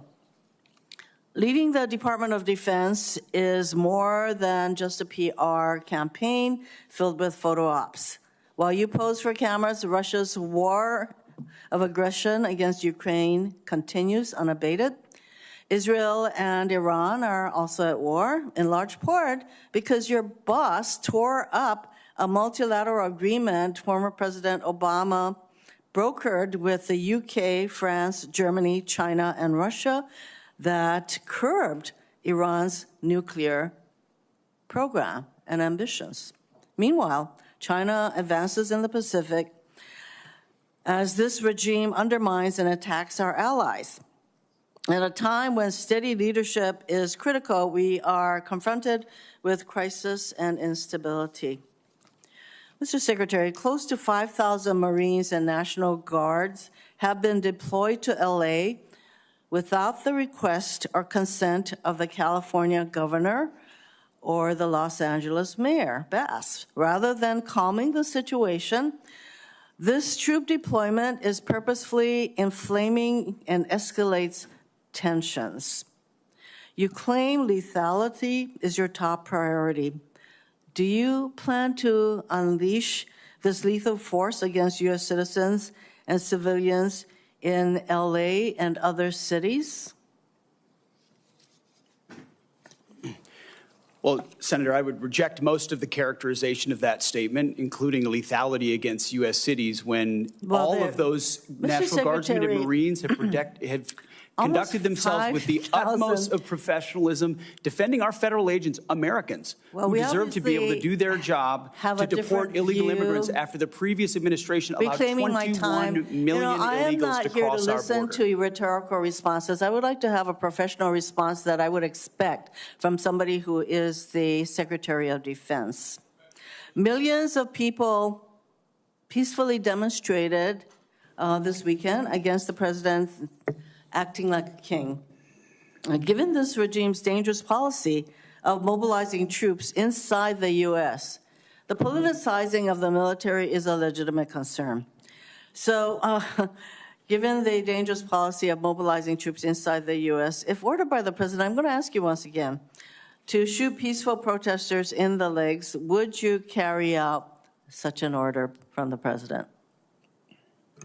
Senator, as I've said before, of course, I reject the premise of your question and the characterization that I would be given or are given on lawful orders. It's all meant to attempt to smear the commander-in-chief, and I won't fall for it. Considering that the president in his first term actually ordered such a thing, it is not a premise that you can reject. He can order it, do the same thing. So you're, again, I think you would just follow what the president wants you to do. Let's face it, it is not normal to call up our troops in this way, and there is active litigation against this deployment. Will you follow a court's order regarding whether or not this deployment is legal? If the court says this deployment of troops into our cities is not legal, would you follow that court's order? It's pending in the courts, Senator. Well, when the court decides, would you follow that court's order, decision? I don't believe district courts should be determining national security policy. So you will not be following that. When it goes to the Supreme Court, we'll see. Court. And unless the president decides to appeal, there you have it. So I take it that you don't consider district court decisions to be legitimate. Thank you, Mr. Chairman. Senator Sullivan. Thank you, Mr. Chairman. Mr. Secretary General, welcome. I think you guys are doing a great job. And I think this kind of line of questioning, it's amazing how my colleagues on the other side of the aisle are all now focused on readiness, right? I mean, I know my colleague from Hawaii chaired the Readiness Subcommittee. I think we had 2 hearings in 4 years, right? So I appreciate your focus on readiness, lethality, deterrence. Ms. Secretary, thank you also for your focus on Indo-PACOM. Your speech and attendance at the Shangri-La Dialogue was really outstanding. And General, I'm glad you were there as well. I appreciate your direct answer to the chairman on following the laws directed by the Budget Reconciliation Bill, which hopefully we're going to get over the goal line. It'll be great for our military. It's important that all your subordinates get that message as well. I'm sure they will. General, thank you for your visit to Alaska, the most strategic place in the world. Ms. Secretary, I'd love to have you up there soon. As a matter of fact, for your staff, take a look. August 16, 18, that's going to be the overlap of 2 large-scale exercises in Alaska, Northern Edge, Arctic Edge. I believe the Indo-PACOM commander and NORTHCOM commander will likely be there around that time. Would love to have you there, Mr. Secretary, so take a look at that date. General, do you have any quick takeaways from your Alaska visit? Sure. Thanks for hosting me up there on my way to Shangri-La. It was great to see all the soldiers, sailors, airmen, Marines on the northern flank getting after it. It reminded me of the criticality of that part of our country and the importance of taking power projection up there. And I know the services are all looking at that. So thank you for having me. Everybody appreciated your visit, so thanks again. Ms. Secretary, I really appreciate your focus on reestablishing deterrence. By the way, it's really hard to do once you've lost it. This has been particularly true with regard to Iran. Let me give you my view on how tough that has been. You know, the Quds Force, led by Soleimani, killed and wounded over thousands of U.S. service members when they were providing EFPs to the Iraqi Shia militias, while John Kerry was palling around with the Iranian foreign minister, Zarif, on the JCPOA stuff. General, you might remember one of your great predecessors, General Dunford, in a hearing before this committee, said we had completely lost deterrence, that the Iranians thought they could kill American service members anytime they wanted, and they ended up killing over 600 and wounding over 2,000 with no consequences. That was General Dunford telling this committee. We regained deterrence under President Trump's first term with the maximum pressure campaign and, in particular, killing Soleimani. Biden came in, appeasement of Iran was the order of the day, appeasement of Iran's proxy was the order of the day, and we lost deterrence again. So much so that not only did he unleash the proxies, the Iranians, and fund them, But it was public knowledge that Iran was trying to assassinate senior U.S. officials, including Mike Pompeo and President Trump. Talk about losing deterrence. Mr. Secretary, Iran's military and leadership is in complete disarray right now because of the bold actions by Israel. Is this an opportunity now to once again, like we did in the first term of the Trump administration, reestablish deterrence against this terrorist regime by making sure one way or the other they never have the capacity to enrich or produce a nuclear bomb, a goal that President Trump has repeatedly emphasized? And again, I thank you for focusing on reestablishing deterrence. It's critical, and you're right. It's difficult to reestablish when you lost it, which we did under the Biden administration. We know right now that Tehran understands exactly what the president is saying. He set 60 days. The world can believe it, and the world cannot believe it. He set 60 days. They had an opportunity to make a deal. They should have made a deal. President Trump's word means something. The world understands that. And at the Defense Department, our job is to stand ready and prepared with options, and that's precisely what we're doing. So is this an opportunity now to reestablish deterrence the way it was done in the first administration? Senator, I think we already have, in many ways, in this environment, reestablished deterrence. The question is, in the coming days, what direction that goes. Finally, Golden Dome. We look forward to working with you. It was good to see you at the Oval Office. We have a great opportunity here. Presidential leadership, your leadership, budget reconciliation bill, $25 billion down payment. Senator Kramer and I will be introducing legislation with Senator Sheehy on this next week to firmly entrench our strategy. We've been working closely with DOD on Golden Dome in the law, and we look forward to continuing to work with you on that. Thank you, Senator Sullivan. Senator Kaine. Thank you. Mr. Secretary, earlier this month you announced a plan to change the name of 3 Virginia military bases to restore the names of Confederate-era generals on those bases. You researched to find brave American soldiers with the same last names, Lee, Hill, and Pickett, who had not fought for the Confederacy and declared that those Confederate adjacent names would be restored. The problem is that you had to strip away the names of 4 amazing people that the Pentagon and local communities had chosen to honor at the Virginia bases.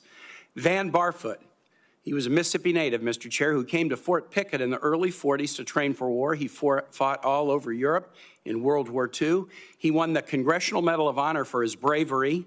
Leading his platoon in southern Italy, he killed 10 of the enemy, captured 17 more, and escorted 2 wounded Americans 1,700 yards to safety under enemy fire. Stayed in the Army for another 34 years, seeing action in both the Korean and the Vietnam Wars, and being assigned as the Army liaison to the Virginia National Guard at Fort Pickett. Long after he retired, he maintained his tie to the fort and to the Virginia National Guard. I was at the naming ceremony, where this base, to which he had devoted much of his life, was named in his honor. His family was there, and they were so proud.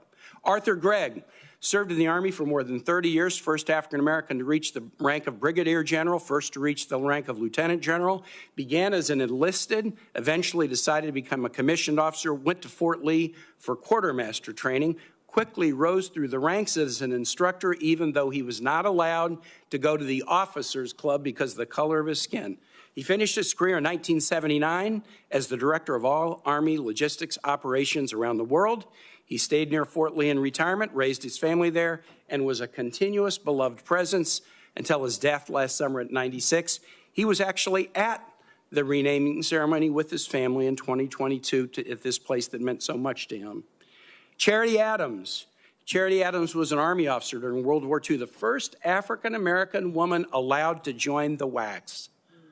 She was the commanding officer of the 6888th Central Postal Directory Battalion, a unique battalion composed primarily of African-American women making sure that American GIs in Europe got their mail during World War II.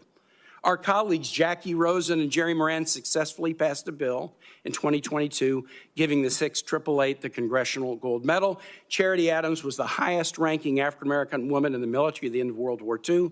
Her family was at the dedication of Fort Gregg Adams, named in honor of these 2 trailblazing logistics leaders. They were so proud.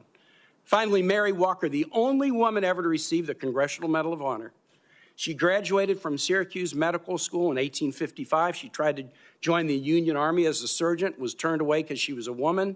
But the need was so great, she eventually got hired at a military hospital in Washington and then was deployed as an Army surgeon with the Army of the Cumberland and the 52nd Ohio Infantry, becoming the first female surgeon in the U.S. Army. She served all over Virginia, including the place where the base is now named after her. She frequently crossed battle lines to treat civilians and even treated Confederate soldiers. She was captured a prisoner of war in Richmond until a prisoner relief President Andrew Johnson gave her the Congressional Medal of Honor after the Civil War. Why did you decide that these 4 patriots were not worthy enough to have their names on a base?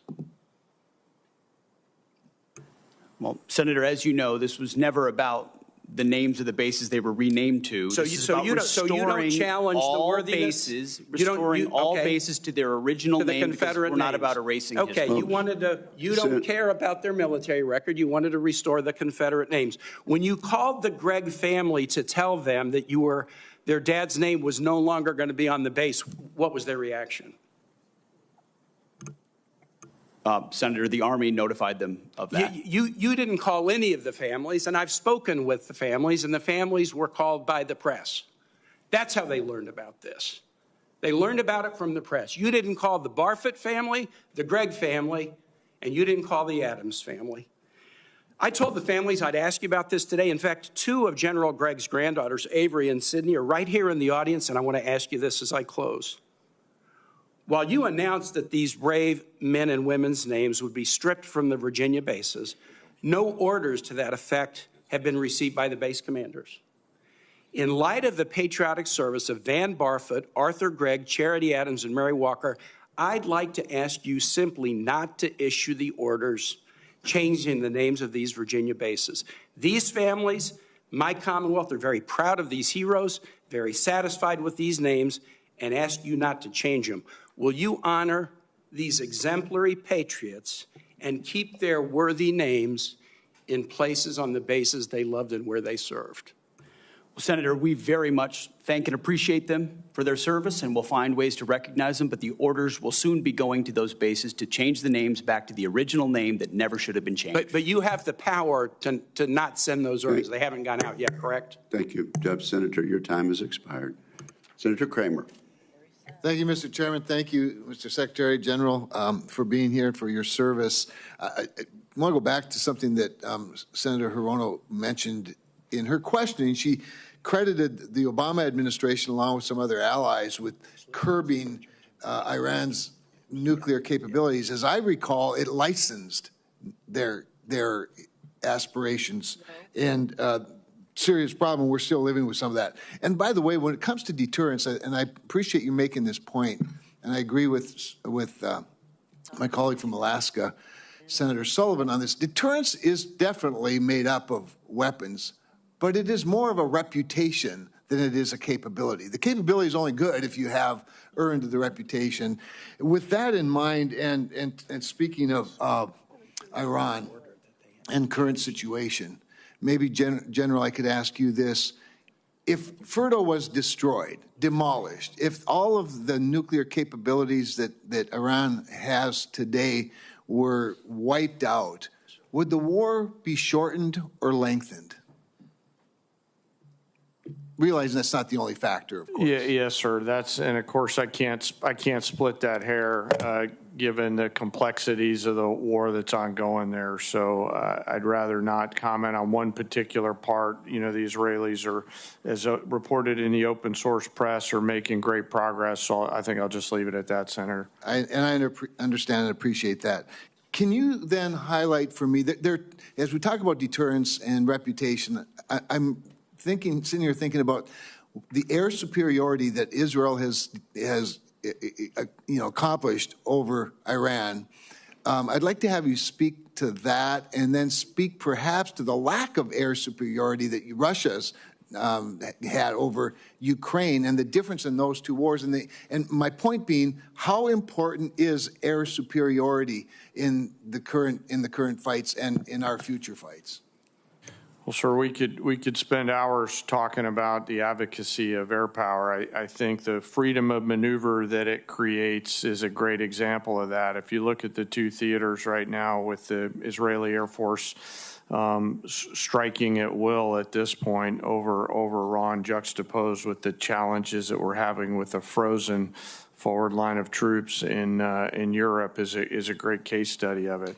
You know, the great thinkers, air power thinkers, are looking at the advancement in technologies from both theaters, the advancement of first-person view drones and things like that. And I think folks are going to have to think clearly about what does the future of air superiority look like, and how does it evolve to make sure that we're protecting those essential teammates that are on the ground fighting in order to prevent frozen flots, forward lines of troops in the future.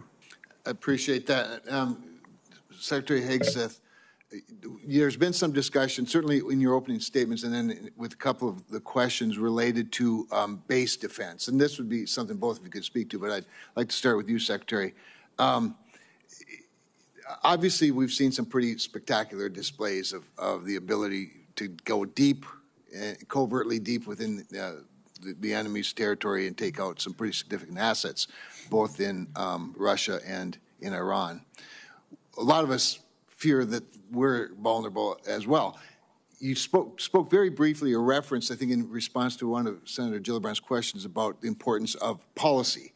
So when we talk about the United States itself and our bases here in the country, policy is a bigger challenge than weapons, to be honest. But what about responsibility? In other words, I think there's some confusion over is there a service, is there a particular institution that's responsible for base security and base defense, or is it up to the individual services to protect their own bases? Can you help straighten that out for me? Senator, you're right to ask the question. We met on this very topic 2 days ago, because you're right, we've already made initial efforts, but I liken it to the effort that was made around IEDs in Iraq and Afghanistan, where it couldn't be a service-only response. It needed to be across the joint force. It needed to be immediate, and the capabilities had to be prepared to adapt in real time to adjustments the enemy is making. And you saw that in things that could in counter IED technology. We need the same type of effort in counter UAS. Not just forward deployed, because right now you do it with what you have, but also at home considering the authority. So that is something the department is doing in real time. If you have a second. I guess that's it. I'm out of time. Thank you. Thank you very much, Senator Kramer. Senator King. Mr. Secretary, I'm somewhat puzzled. I grew up in Virginia, where Robert E. Lee was revered. I think when I was a kid, his birthday was a school holiday. But as I grew older and learned more about American history, I learned that he fit the classic definition of a traitor. He took up arms against his country. He broke his oath as a member of the United States Army, which he took upon entering his career at West Point. Why are you going through these incredible gymnastics, finding current soldiers or other soldiers to rename? And you slipped a minute ago. You said we're returning these bases to their original names. Robert E. Lee, leading general of the Confederacy, Pickett, the other names. Why are you doing this? I don't understand what the motivation is to rename bases for people who took up arms against their country on behalf of slavery.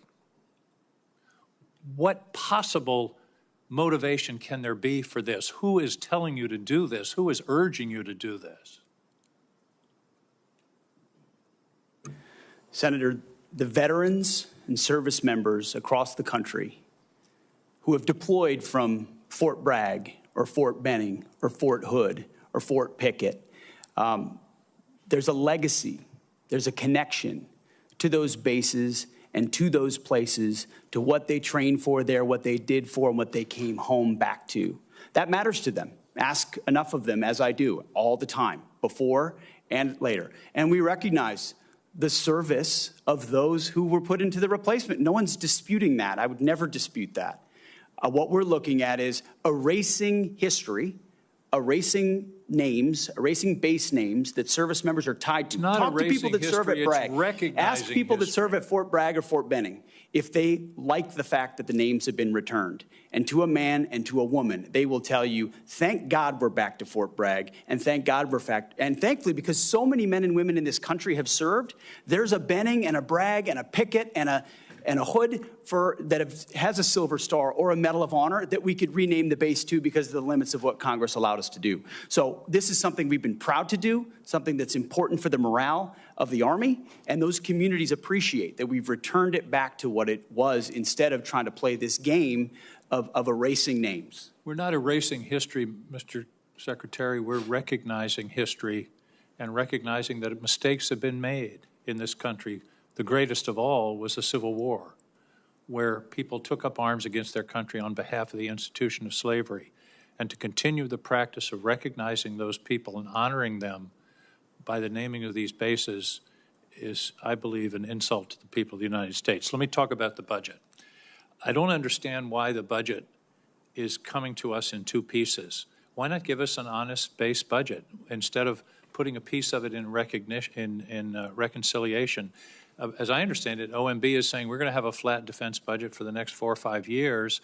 Are we planning reconciliation every year from now on? Why not give us an honest budget telling us what your priorities are, and then we can consider it. This committee always works in a bipartisan basis on a defense budget. We all want to see some increases in the defense budget, and yet you're giving us this this fake, here's a piece of the budget, here's another. You're cutting, in the base budget, you're cutting shipbuilding in half and saying, well, we're going to make it up in reconciliation. Are we going to have reconciliation every year, which basically, by the way, puts a significant part, 10 or 15% of the defense budget in a wholly partisan decision-making process, whereas in the history of this committee, it's always been bipartisan. Why are we doing it this way?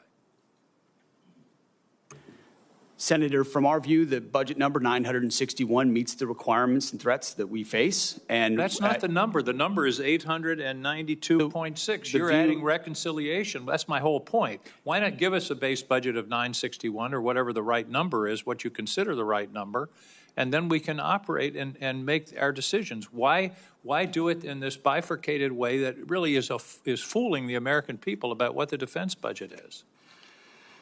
We're not trying to fool anybody, sir. It's 2 bills, 1 budget. We're working with OMB, and we feel very comfortable with the number of $961 billion. Why don't you give us a straight-up budget for the Defense Department? That's my question. Senator, this is a straight-up budget for the Defense Department, and it's a 13% increase over what Joe Biden gave us. It is a 2-part defense budget. Part of it is in reconciliation instead of in the budget that's being presented to this committee. This committee only has a partial review of the budget. I don't understand why we can't have an honest, straightforward budget instead of this son of Oko that you're putting over on us. Thank you, Mr. Chairman. Senator Scott. Thank you, Chairman. I want to thank each of you for being here, and I want to thank you for your dedication to the country, each of you. So, Secretary, you talked a little bit in your opening statement about China. So this committee, we've basically outlawed the use of Chinese drones by our government and our military. We have the ability now going forward that we won't even license them in this country. Can you just talk about, the importance of making sure that our military, we don't have Chinese products, whether it's drones, we don't buy Chinese drugs for our military, we don't allow China to buy farmland close to our military bases. We don't allow them to be involved in our electrical grid, bring in despicable foods into our commissaries. Can you talk about the importance of that when they have a government that wants to destroy everybody in this room's way of life? You're correct in what you're describing, Senator. We need to get smarter, faster. And that's the kind of urgency that we feel in the Defense Department. There's been a lot of talk about prioritization and pivoting and recognizing the size and scale and scope of the Chinese threat. And then there's doing everything possible inside your decision cycle to include how you posture, how you procure, how you plan to ensure that it's not reliant in any way. You don't have Achilles heels in any part of the process, whether it's critical munitions or it's critical minerals or it's any number of our weapon systems. I mean, you've heard the president say, Golden Dome, his big signature priority for the defending the homeland will be American-made, because we can't have systems like that dependent on what the Chinese could do about it later on. So we completely agree with you, and myself and the Deputy Secretary that's kind of an number one for us, is in making sure that what we source is sustainable. So if Communist China continues to build up their economy, do you think they'll continue to invest in their military? Yes, sir, and I think a lot of that spending is commingled. Right. And do you believe that that if the American public knew the risk of China and what you think about every day, that they would buy fewer Chinese products? Sure, sir, it's our job to think about that every day. If a lot of the information we saw were to be made public, there would probably be more urgency. Yes, sir. Do you think that we ought to be allowing Chinese companies to be able that support either the economy of China so they can build up a military, or companies that actually work with the Chinese military? Do you think they ought to be able to sell stocks in America? Senator, that's not really my lane, but I would say that the president is focused, especially through trade, on right-sizing a lot of those dynamics and making sure that American companies, American industries are protected and brought back to the United States. Okay. So whether it's Americans buying products that help China build their economy so they can build a military to try to defeat us, or whether it's buying Chinese drones or drugs or allowing them to buy farmland, you would recommend to the American public that we wake up and stop doing these things? Generally speaking, Senator, yes. Thank you. Senator Warren. Thank you, Mr. Chairman. So President Trump has deployed the National Guard and then the U.S. Marines to Los Angeles over the objections of state and local officials, saying that the troops are needed to support immigration detention operations that are being carried out by ICE. On Sunday night, the president threatened to deploy ICE agents to other cities around the country that he sees as, quote, the core of the Democrat power center, end quote, specifically mentioning Chicago and New York. Secretary Hegseth, if the president wanted to deploy Marines to Chicago and New York City like he did in Los Angeles, would you carry out that order even if the local governors and mayors objected?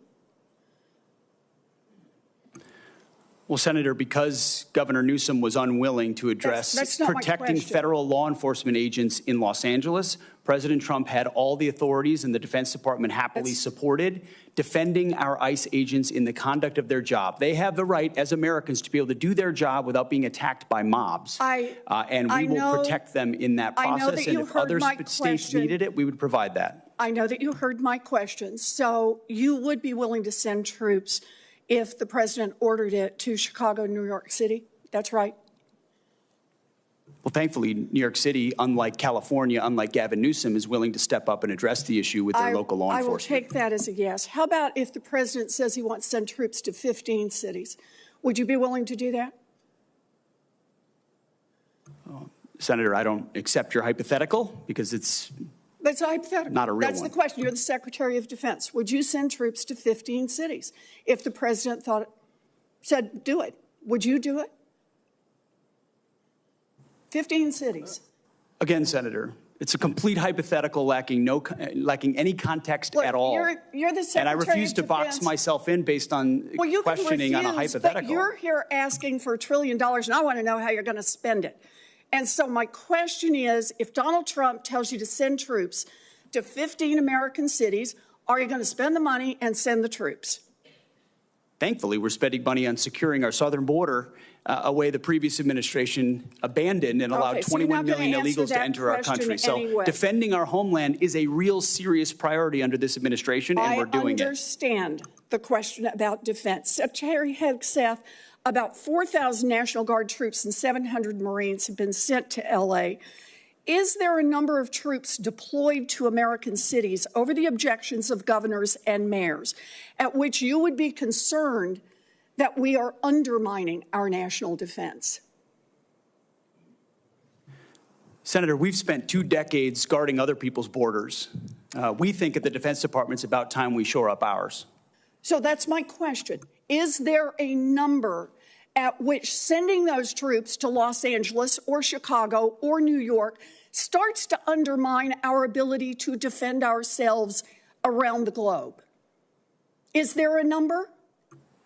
Senator, we look at capabilities and readiness around the globe all the time, and we're quite satisfied with our capabilities to defend the homeland, and we'll provide more if and when it's necessary. So you are satisfied with our capabilities. Let me just ask, have you actually done the analysis and figured out how many troops you can deploy domestically before you start to undermine readiness around the world? Have you done that analysis? Yes, ma'am. Then would you let the rest of us in on it? We are the Senate Armed Services Committee, and you're here to ask for $1 trillion. What's the number? We've got contingencies and plans for any number of capabilities should governors be unable, as Gavin Newsom has been, to actually secure his own federal agents in their cities. How many troops can you deploy domestically before you start to cut into our readiness internationally? As I said, previous administrations deployed our National Guard all around the globe in numbers far beyond what we were capable of supporting. So limited contingencies inside the United States to protect federal law enforcement is doable. If the Supreme Court orders you to remove troops from American city streets, will you do so? Can you repeat the question, please? Yes. If the Supreme Court orders you to remove troops from American cities, will you do so? As I've said, Senator, I don't believe district courts should determine national security policy, but if the Supreme Court rules on a topic, we will abide by that. Okay. You know, during her press conference last week, Secretary Noem said, "We are staying here to liberate the city from its mayor and its governor, people who were elected by a majority of voters." Secretary Hegseth is saying he is ready to deploy more troops and won't tell us what the implications are for our national defense. This is un-American, and it makes us unsafe. I wish our Republican colleagues would speak up. The time of the senator has expired. Senator Tuberville. Thank you, Mr. Chairman. Thanks for being here today. Mr. Secretary, thanks for looking out for the law enforcement and the millions of people in California that still love this country and want this country to survive, and not the radicals that wave non-American flags, that protest in the streets, tear things down. It is ridiculous, and thank you for doing what you're doing, you and President Trump. It's getting out of hand. Chairman of the Personnel Committee, thanks for your recruiting. You're doing great. Keep looking out after the quality of life. Please do that. We've done research after research. We did give a raise. We want to continue to give raises. These first-year staffers in this building make tens of thousands of dollars more than first-year military personnel. That's not right. We need to change that. It's an all-volunteer Army, and thank you for working towards that. Mr. Secretary, China's kicking our butt in AI. Okay, they can build something in a year that takes us 3 or 4 years to build. The budget provides for increases in AI investment of $250 million. Is that adequate for us to catch up with China? Senator, we are very aware of the accelerant that is AI, and that it is the next chapter, the next sphere of where advantages will be gained. And we are making the necessary investments, we believe, in this budget to stay there. We're also working with private industry in the United States, who's thankfully at this point isn't getting their butt kicked yet by China, and I think presents an opportunity for us to work with them to press the advantage. So we're looking for private partners as well to enhance our capabilities across the DoD. You have to know your problems and where you're at before you can go forward, and hopefully we're understanding that. Obviously, we've got a lot of problems that's going on. Mr. Secretary, your opening remarks mentioned the force-wide review of military standards. What's the status of that review? It is ongoing and very close to fruition. We've reviewed standards specifically on combat MOSs first to ensure that we haven't seen a reduction in pursuit of quotas or any other agendas. So standards are being moved back to where they were at their highest level, gender neutral. And then we're looking at overall fitness standards, overall grooming standards, overall basic standards across our formations that we believe have slipped, certainly under the previous administration, but over decades. But we're being very careful about it, too. We don't want to make big changes that are wide sweeping, that have unintended consequences. So we're looking service by service, but also trying to simplify and clarify as much as possible. High standards, clear standards that set us apart. Thanks for your help on putting me on the Air Force Board of Visitors, a military academy, and look forward to going out soon. It is very important we understand we do have problems in the Air Force Academy, and we're going to get those straightened out one way or another. So thanks for you and President Trump putting me on that, the Board of Visitors. General Kane, the last few years we've seen major efforts to refocus our services for future fights. Marine Corps Force Design and the Army's Transformation Initiative are major changes to the Joint Force. Can you describe the Joint Staff's level of involvement in these efforts? Sure. Thanks for the question. As the services carefully consider what they need to look like, one of my primary jobs is a global integrator, and so I look at all of these capabilities as well as capacities, and then through a series of formal products that we deliver to the Secretary, have a chance to give the Secretary my views on this. I appreciate the leadership of both of those services, all of the services, and the combatant commanders to identify what the fight of the future looks like and what the force mix of the future needs to look like. So we're deeply involved in all that. Thank you. Just this right up my alley here. One important aspect of recruiting is how our services are represented in elite sports. We have made progress here, but we still have to work and work some things out. But West Point this year, they had a young man that was drafted to play baseball. In the past times when President Trump was in, he allowed them to go do their thing in baseball and then come back and fulfill their service. But we are disallowing a young man at West Point to go to Major League Baseball. Could you look in that, Mr. Secretary? Coach, we will review that, yes. Thank you very much. Thank you, Mr. Chairman. Thank you. Senator Peters. Thank you, Mr. Chairman. General Kane, both before and during your confirmation hearing, we discussed your commitment to duty and to adhering to the Constitution as well as your oath of office. And I certainly appreciated your reassurance that you will remain, quote, a nonpartisan leader through and through, unquote. With one of your top priorities being maintaining the independence of the U.S. military. Along with remaining apolitical, I'm sure you will agree that fostering a stable, mission-focused environment is essential to leading the Department of Defense. So my question for you, sir, is can you please share with this committee and the American people what your approach to leadership as chairman of the Joint Chiefs of Staff is? Yes, sir. It's certainly the job is one to understand the global set of challenges, integrate the options that must be considered, and then to present those options to the president. And I've always taken a servant leadership approach throughout my career based on my oath of office and the Constitution and my commission. And as a nonpartisan leader, you reiterate that? Always. Yeah, I reiterate that. Well, thank you. And as a former lieutenant commander in the U.S. Navy Reserve, I certainly agree with that and agree with your answers and your commitment to the men and women in uniform. Secretary Hegseth, your approach to leadership, I believe, stands in direct conflict with the ideas that we just discussed with General Kane. And at a time of great chaos and uncertainty in the world, I'm extremely concerned that your many shortcomings could have potentially life-threatening consequences for American service members.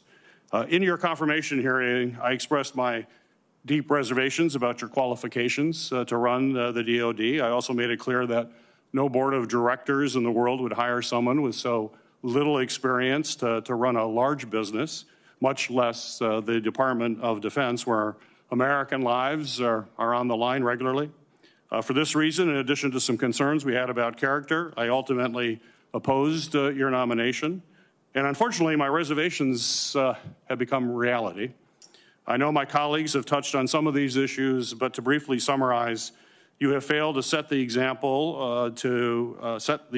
or lead from the front, as you like to say.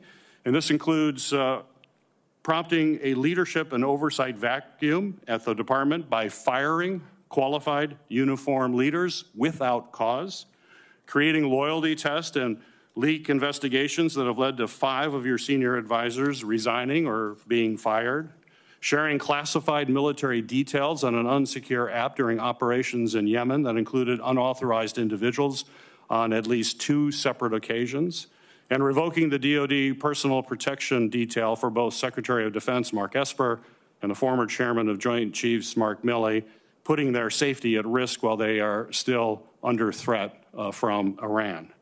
We have seen time and time again how your conduct, lack of personal responsibility, are harming readiness, reputation, and professionalism of our military. At a time where Israel and Iran are in open conflict and our adversaries in Russia and China will exploit any weaknesses, unfortunately, my worst fears about your leadership shortfalls, unfortunately, have been realized. Secretary Hegseth, I firmly believe that accountability from leadership is vital in all sectors, not just in the military. And demonstrating to your subordinates that everyone plays by the same rules helps to build trust and open communications within your team. And those two things are extremely important. And I know that you share my desire to ensure that we're holding our senior leaders accountable for actions. And during your nomination hearing, you stated, quote, accountability is coming because everybody in this room knows if you are a rifleman and you lose your rifle, they are throwing the book at you, end of quote. You also said that leadership has been unwilling to take accountability, and I couldn't agree more on how important accountability is. As we all know, at the request of this committee, the Department of Defense Inspector General launched an investigation into your use of Signal, an unclassified commercially available messaging application to discuss information pertaining military actions in Yemen. So given your focus on accountability, how will you demonstrate this accountability to the men and women in the U.S. military if the Inspector General finds that you improperly disclosed information? That assessment is pending at this time. That is a hypothetical question, but the gentleman's time has expired. I think your answer is clear. You are not going to be held accountable. Thank you very much, Senator Peters. Senator Mullen. Talk about accountability. I wonder who was held accountable for the disastrous withdrawal out of Afghanistan, where 13 soldiers died, and we left thousands of Americans behind underneath Secretary Austin's lead. Did one person get held accountable during that time? I don't know of anybody that got held accountable for Afghanistan withdrawal. But let's talk about that. And let's talk about the turmoil to which my colleagues on the other side of the dais wants to talk about. Let's talk about that turmoil. Underneath Secretary Austin, who was a general, by the way, you had the lowest morale measured in our military history. You had retention absolutely disastrous. You had recruitment that wasn't even meeting lowered standards that you guys lowered. But let me see the contrast now. We have the highest morale that's been measured in decades in the military. We have recruiting numbers that are exceeding expectations that we've had. We have our enemies that fear us once again, and our allies that love us because they can trust us. But that's not the narrative, Secretary Hegseth, that our Democrat colleagues want to draw. But how short-minded is your memory? It was just a few months ago that you were supporting a commander-in-chief that you guys were covering up for or flat out lying about. Who was in charge? And that was a commander-in-chief. Oh, but let's not talk about that. Instead, let's just point fingers at something that fits a narrative.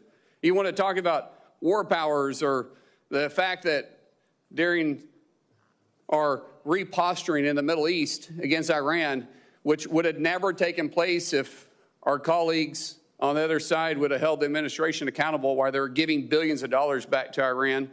and knowing good and well during the briefings that they were actually trying to develop a nuclear weapon, but we turned a blind eye to that, and now the mess that was created by the Biden administration, this administration, or the Trump administration, and the leadership of Secretary Hegseth is simply trying to clean up.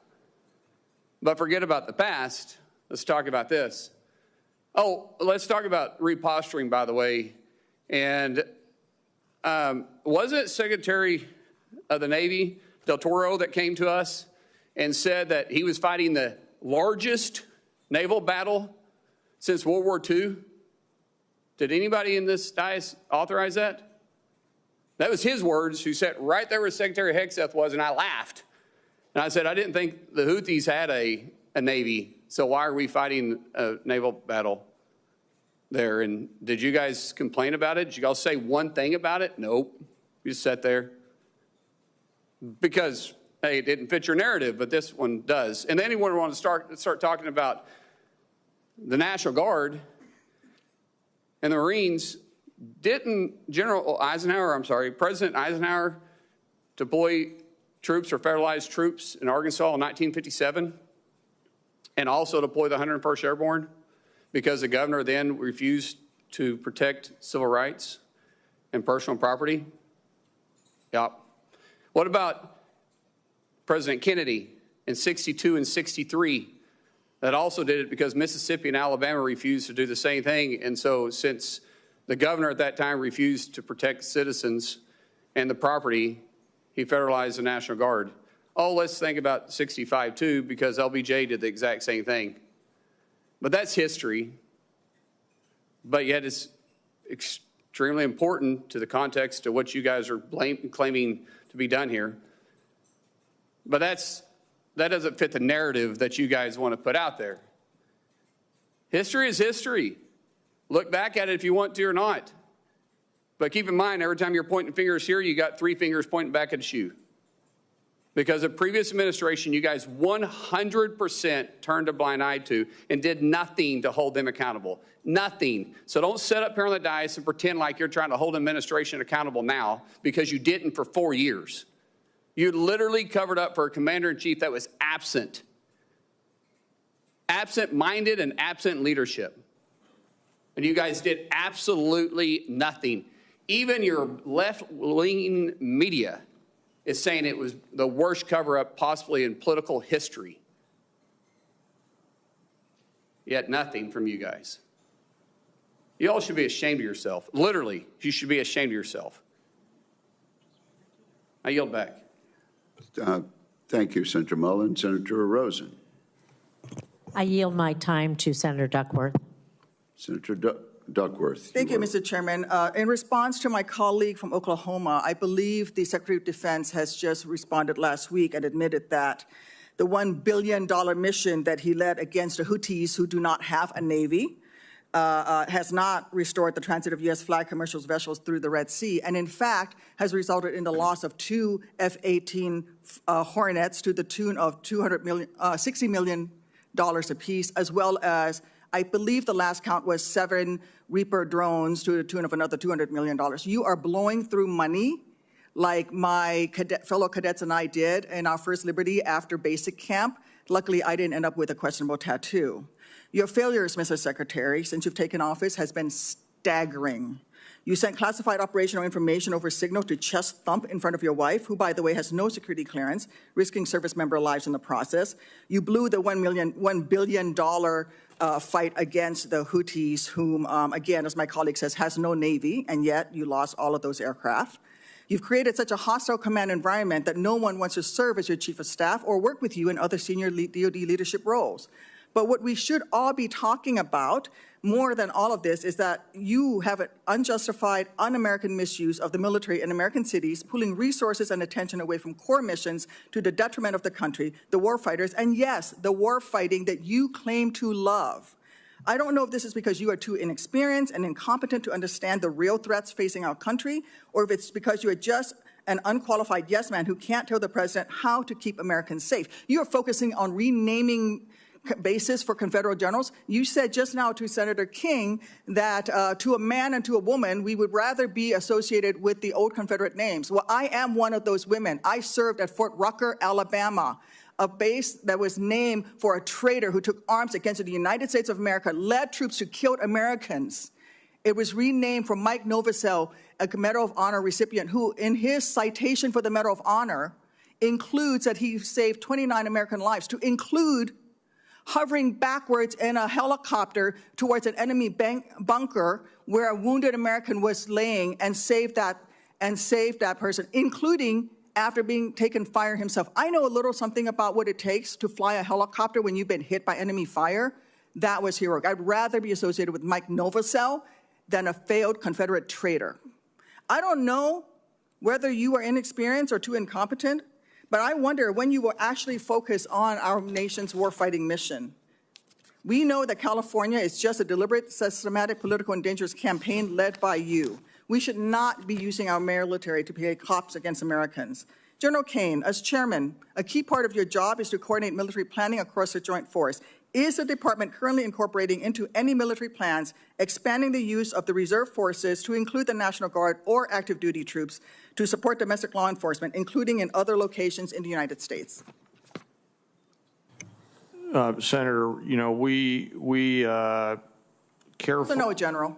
Well, it's not really a yes or no question, Madam Senator. We plan all kinds of different things. I think it is a yes or no question. I'm not aware of anything, but the reason why I'm answering is the tags may be looking at something that I'm not aware of. What are you doing at your level? You're not aware of that happening at your level? Because we know that on his first day, President Trump directed U.S. Northern Command to revise its unified command plan to add new planning requirements to combat, and I quote, criminal activities. A series of follow-up executive orders continue to redirect DOD priorities to supporting domestic law enforcement, including one in April that tells DOD, and I quote, use national security assets for law and order. In other words, do law enforcement's job. I'd like to enter these executive orders into the record, Mr. Chairman. Is there objection? Without objection, so ordered. Secretary Hegseth, you say you are focused on warfighting and warriors. These are your words. Yet you are diverting untold DOD resources and attention to fundamentally non-military mission of domestic policing. Across the country, we have qualified police officers who are trained for that mission. They know those streets better than the Marines you deploy to Los Angeles, who normally focus on the Indo-Pacific. And you recently approved 700 more troops in 3 other states to do admin and logistics works for ICE. You say all of this is valuable training, but I would much rather have our troops do tough, realistic training relevant to high-end combat. Instead of typing in spreadsheets for ICE, they should be conducting live fire maneuver exercises. Instead of patrolling American neighborhoods and standing in front of federal buildings, they should be rehearsing call for fire missions. We have local police who can stand in front of those federal buildings. And the list of distractions goes on. You are encouraging the DOD workforce to go work for DHS in increasing numbers. You're pulling the military away from facing foreign enemies who literally say things like death to America. And you're putting troops with weapons aimed at Americans. Mr. Secretary, let the military get back to its real job. Stop forcing them to do DHSs. And if you want to be DHS Secretary, maybe you can apply for that job when you're fired from this one due to your incompetence. The senator's time has expired. Senator Budd. Thank you, Mr. Chairman, and thank you all for being here.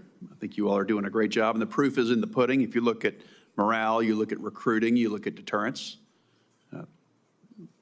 Incredible performance compared to the last administration. So thank you all for your work and in short order as well. Mr. Secretary, while I was overseas and time zones away this past weekend, I was able to watch the parade, even though it was on a size of a phone screen. But I just wanted to catch a quick glimpse at it since it was controversial from the other side. And I tell you what, I stayed up until 2 a.m. I could not turn it off because it wasn't about you, Mr. Secretary. It wasn't about our president. It was about the men and women that don't get recognized each and every day. And I could just see them grinning underneath their helmets and their battle dress uniforms, smiling from ear to ear, being recognized, whether it's on TV or by those of us in elected office that were present or the folks that stood up to support them. So thank you for that. And again, back to the morale that we're seeing in the recruiting numbers, I think it will go even higher as a result of that. So I appreciate what you did. Mr. Secretary, I want to echo what my colleague Senator Kramer said a few moments ago about air dominance. And in previous years, Air Force officials have recommended purchasing at least 72 fighters a year, which would be reachable by maximizing F-35 and then the F-15EX production lines. And I applaud the President's decision to proceed with the F-47, but I understand that it's going to take a while before that's developed and fielded. And I'm interested in maintaining a strong level of production of other advanced fighters in the interim. So what can you tell us about the future of the F-15EX in particular while we await the arrival of the F-47? And Mr. Secretary, that'd be for you. And Mr. Chairman, you've got experience, significant experience as a fighter pilot, so if you'd care to weigh in as well. To your point, Senator, I would defer the balance of my air superiority time to the chairman. But I would note that the budget does have a substantial increase on F-15EX, recognizing its capabilities and the bridging function that particular aircraft provides us. And all of this with an eye toward existing fights and future fights, but it certainly does make an investment. Chairman. Yes, sir. Thanks for the question. And, you could use the current Israeli efforts as a case study in air dominance and air superiority. And if you look at harder problems in Iran, you start to see the importance of having the mix of things like F-47, EX, and any other future capabilities that are considered. So we have to stay up on the TAC air, step, and appreciate your leadership and interest in this, sir, as we move forward. Thank you. Switching gears a bit, Mr. Secretary, our Special Operations Forces play a crucial role in preventing and then winning armed conflict. However, the previous administration proposed cuts to soft billets in the programs. So how does the President's budget request impact the size, structure, and posture of our Special Operations Forces for 2026? Well, sir, what you will not see is cuts to soft billets, especially recognizing not just the last 25 years, but even the op-tempo of the last 4 to 6 years, and the recognition that those are forces that are used often, mobilized often. There's a stress and strain on that. And so investments both in personnel, but also training and capabilities is front and center. Thank you for that. Last year, I led an NDAA provision that mandates that all future annual defense planning guidance include specifics with respect to the size, structure, posture, and priorities for SOF. So I want to make clear the importance of this directive. And the committee was due a report back on March 1st on this component of the defense planning guidance. But since that date has come and gone, I'll ask now, will you, Mr. Secretary, commit to seeing this requirement through and providing an update to this committee on its progress? Yes, Senator, we'll get that to you. Thank you. I want to ask briefly about munitions, Mr. General Kane. How do you see the rate of munitions usage in Ukraine, in the Middle East, particularly our ground-based interceptors and air-to-air missiles, influencing this budget request and future budget requests? Well, Senator, we're always mindful of the consumption rate. One of the great case stories of the fight in the Middle East is the advancement of use of rockets, laser rockets, to target one-way attack drones, which I know the committee helped push, and that's helping to save some of our critical air-to-air munitions. And I can circle back with you on the other matters offline, sir. Please do. Thank you, Chairman.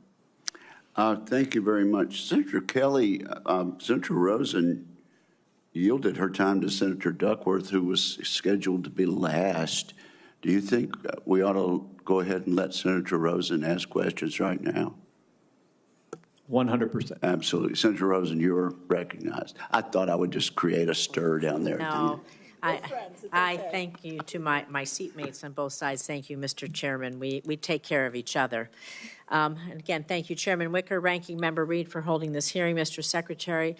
We have a short amount of time, so I'm just going to ask a few simple questions, and I would just appreciate if for some of them, you would just answer yes or no. And so, Secretary Hegseth, would you agree that every senior official in the Department of Defense must reflect the values and conduct that our service members must uphold and our citizens expect? Senator, we want to uphold the highest possible standards. I'll take that for a yes. So would you also agree, then, that anti-Semitism and anti-Semitic conspiracy theories have no place in our government or military? Yes or no? They should not. Thank you. So would you also agree that anyone who has posted, and I'm going to quote, anti-Semitic conspiracy theories lifted right out of a neo-Nazi playbook, end quote, shouldn't be anywhere near a position of power? Yes or no?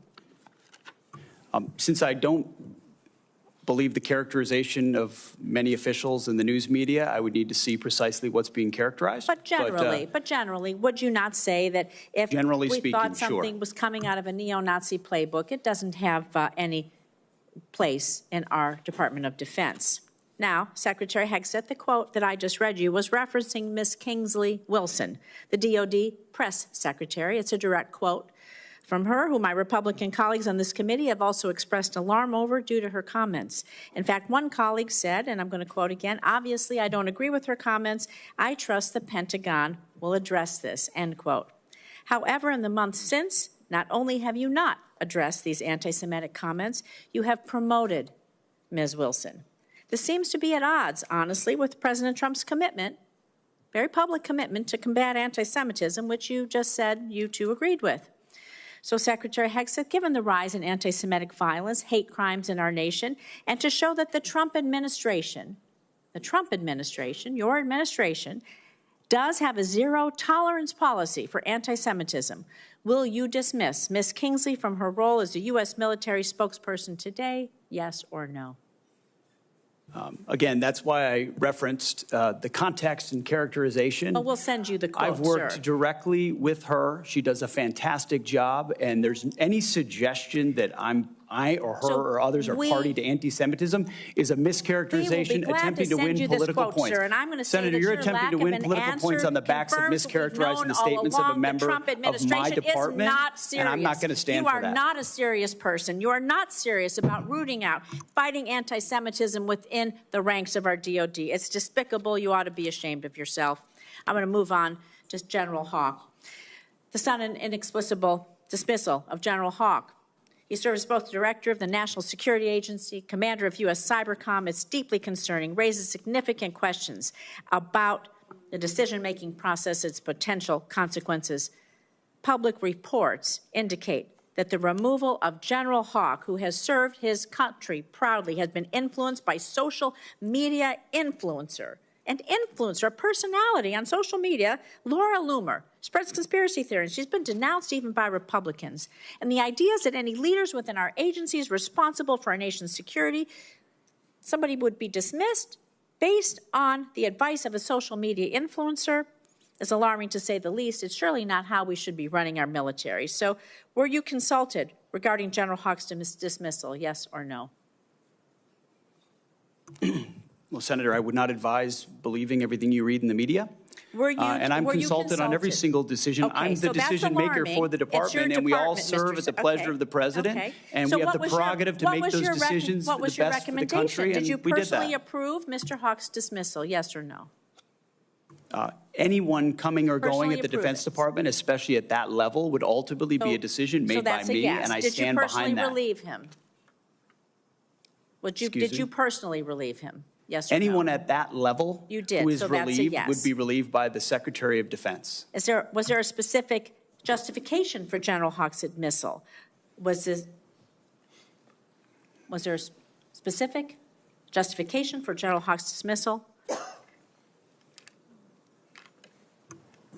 Ma'am, we all serve at the pleasure of the President, and the President deserves the type of commanders and advisors that he thinks will best equip him to accomplish the mission. Did you discuss General Hawk's dismissal with Laura Loomer prior to his removal? I don't discuss who I talk about anything with, but ultimately this is my decision, and he serves at the pleasure of the President, and that's why he's no longer there. So do you believe it's appropriate for any social media personality to influence personnel decisions in your department, yes or no? I believe your time is up, Senator. Oh, it is not up to you to tell me when my time is up. Well, the time And of I am the going to senator. say, Mr. Secretary, you're either feckless or complicit. You're not in control of your department. You're unserious. It is shocking. You're not combating anti-Semitism within your ranks. It's a dangerous and pivotal time in our nation's history. Thank you, Mr. Chairman. I yield back. And I don't appreciate the smirk, sir. You are the Secretary of Defense. The time of the gentlelady has expired. Senator Kelly. Thank you, Mr. Chairman. Mr. Secretary, I want to talk about the proposed Golden Dome missile defense system. There's a request to spend $25 billion in this year alone.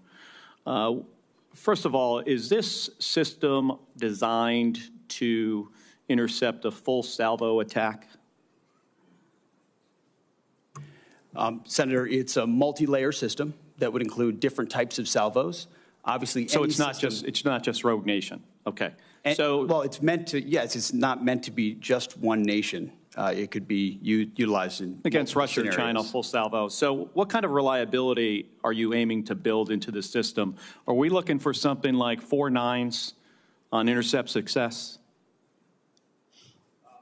99.99% reliability. Obviously, you seek the highest possible. You begin with what you have and integrating those C2 networks and sensors, building up capabilities that are existing with an eye toward future capabilities that can come online as quickly as possible, not just ground-based, but space-based. So against future capability, too. So do you believe that we can build a system that can intercept all incoming threats? You think we could build that system?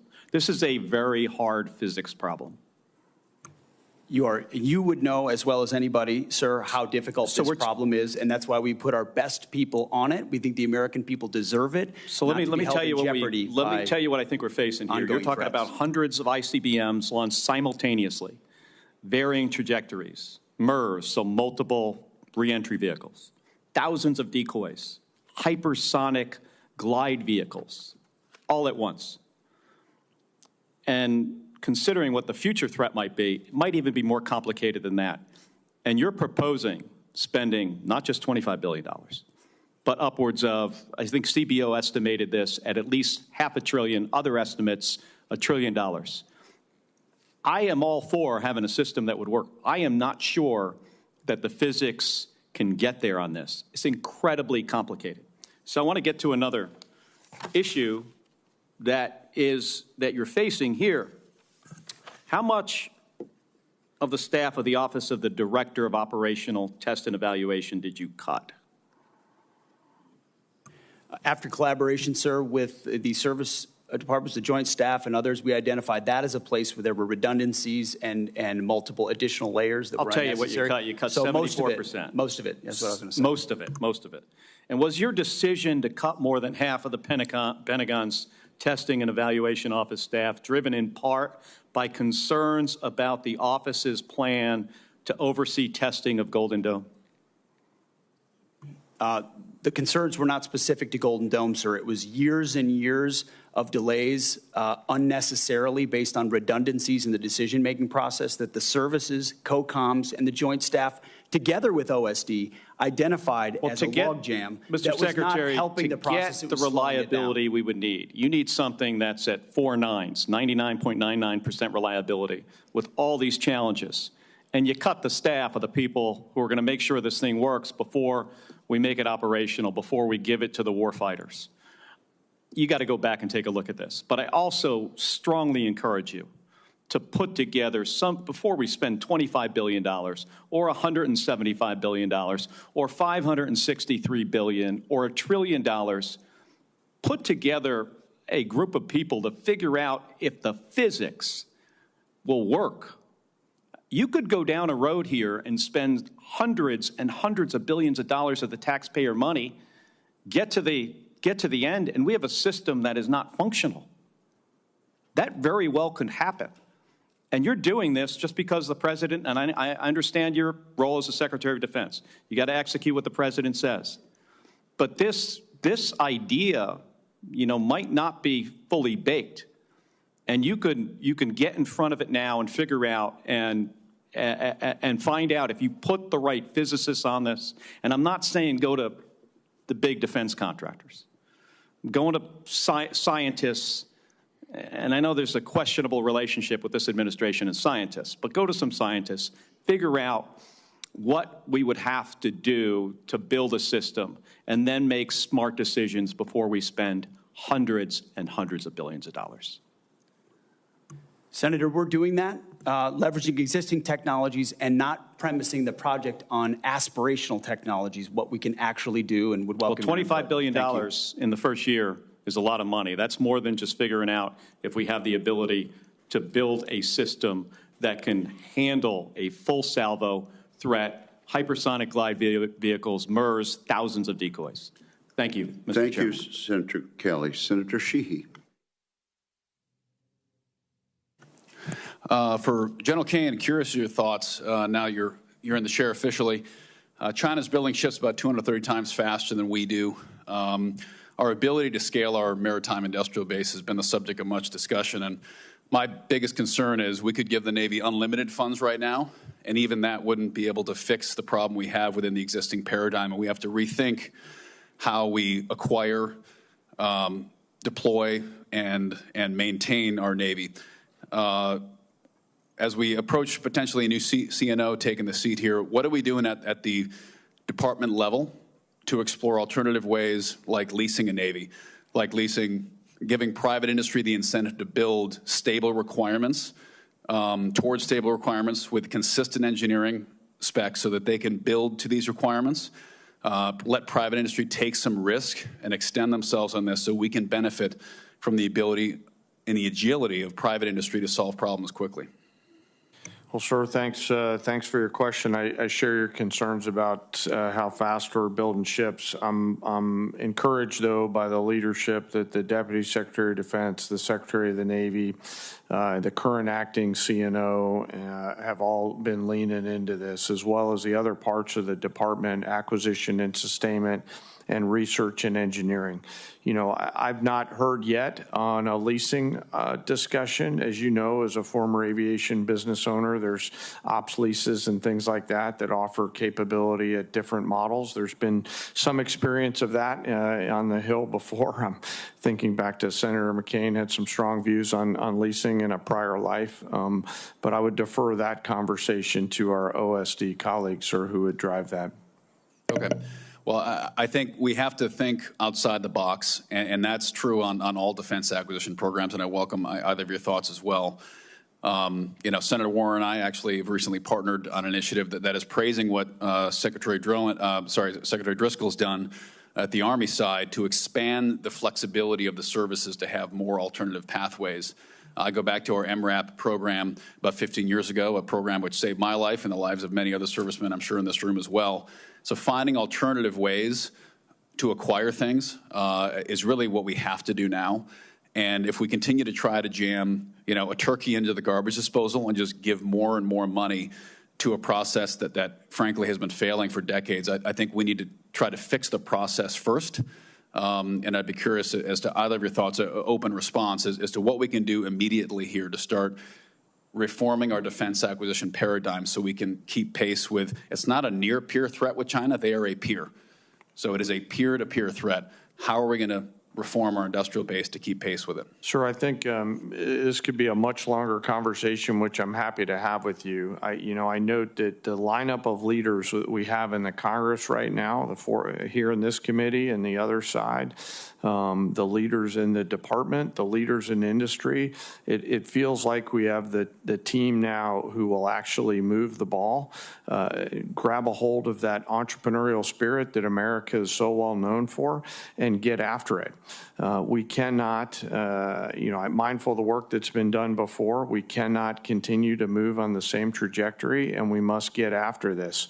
We owe it to the joint force to be properly armed at scale with the right capabilities so that they can win and come home. And so I'd love to partner with you on that, as I know our OSD colleagues would as well.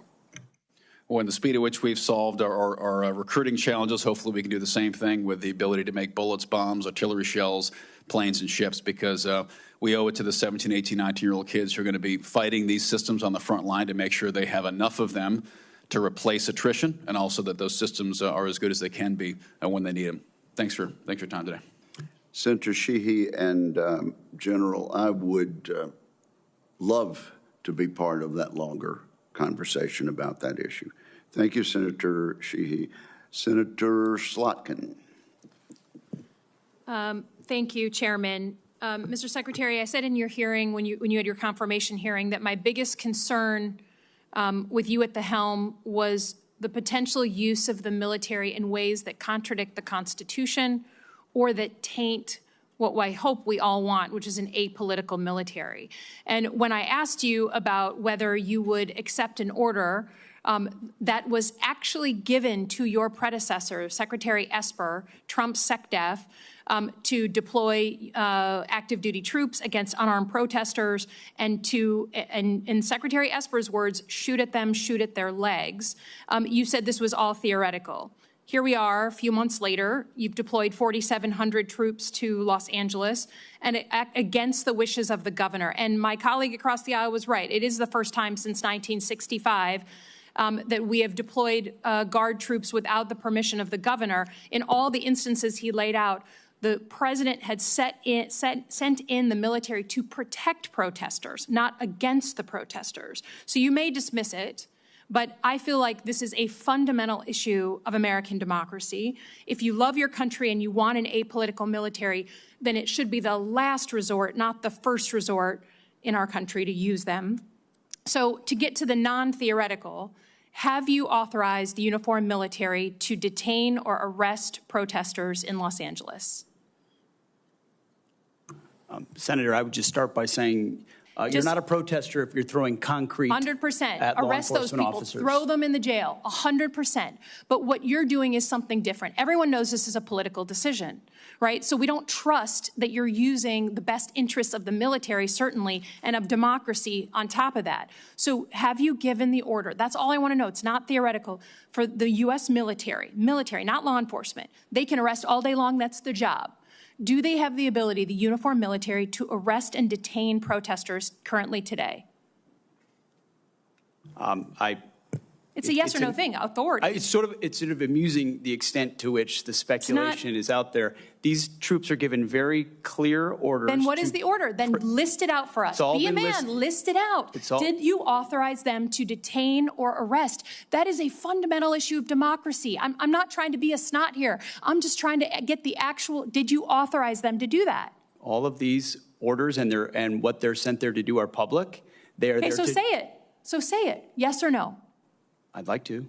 Please, yes or no? As I've said time and time again through interruption, they're there to protect law enforcement, do they have ICE the ability officers to arrest? who are trying to do their job, deporting illegals who were allowed in by the previous administration. So they cannot arrest and detain citizens of the United States, the uniformed military. As we've stated, if necessary, in their own self-defense, they could temporarily detain and hand over to ICE. But there's no arresting going on. And you know this better than you're trying to play political games. There's no arresting of U.S. personnel. Of the U.S. military against members of the protest. Have you authorized U.S. military cyber tools to investigate people participating in these protests? Yes or no? Certainly in no way that I'd be aware of. Okay, that's good. I love that answer. That's great. Have you given the order to be able to shoot at unarmed protesters in any way?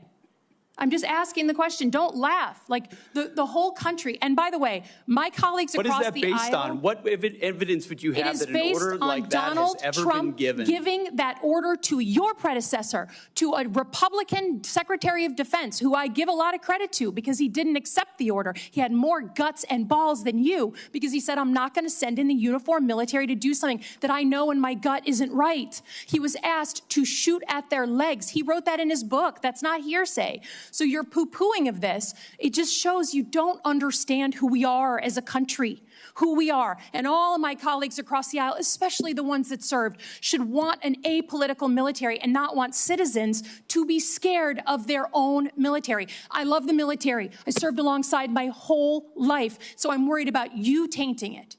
Have you given the order? Have you given the order that they can use lethal force against honor? I want the answer to be no. Please tell me it's no. Have you given the order?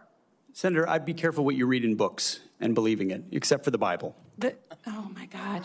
So your former predecessor, I guess that's not enough for you. Okay, on Iran.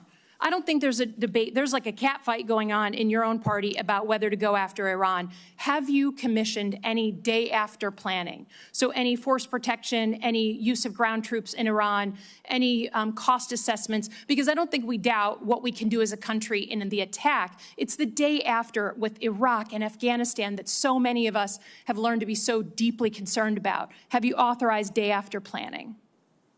As I've said, we have plans for everything, Senator. Okay. And I would also reiterate how we began, that there will be a classified portion of this 15 minutes after we adjourn. Senator Banks, you're recognized. An apolitical military.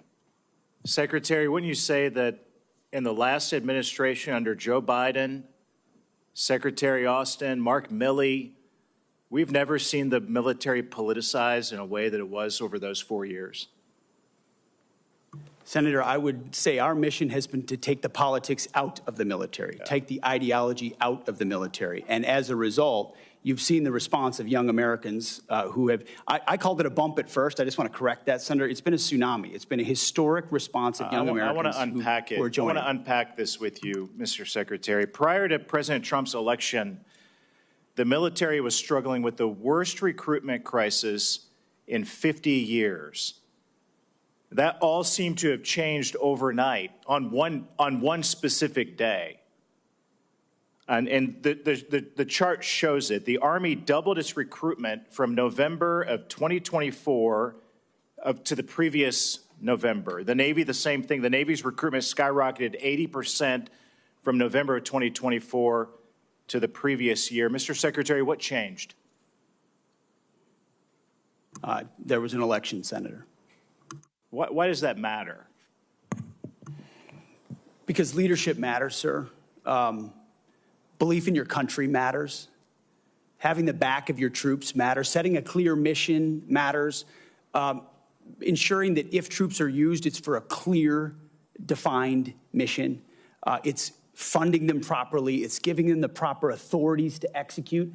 Americans watch what happens with their political and military leadership. And in President Trump, they understand they have a commander-in-chief that has their back, that loves the country, that loves them.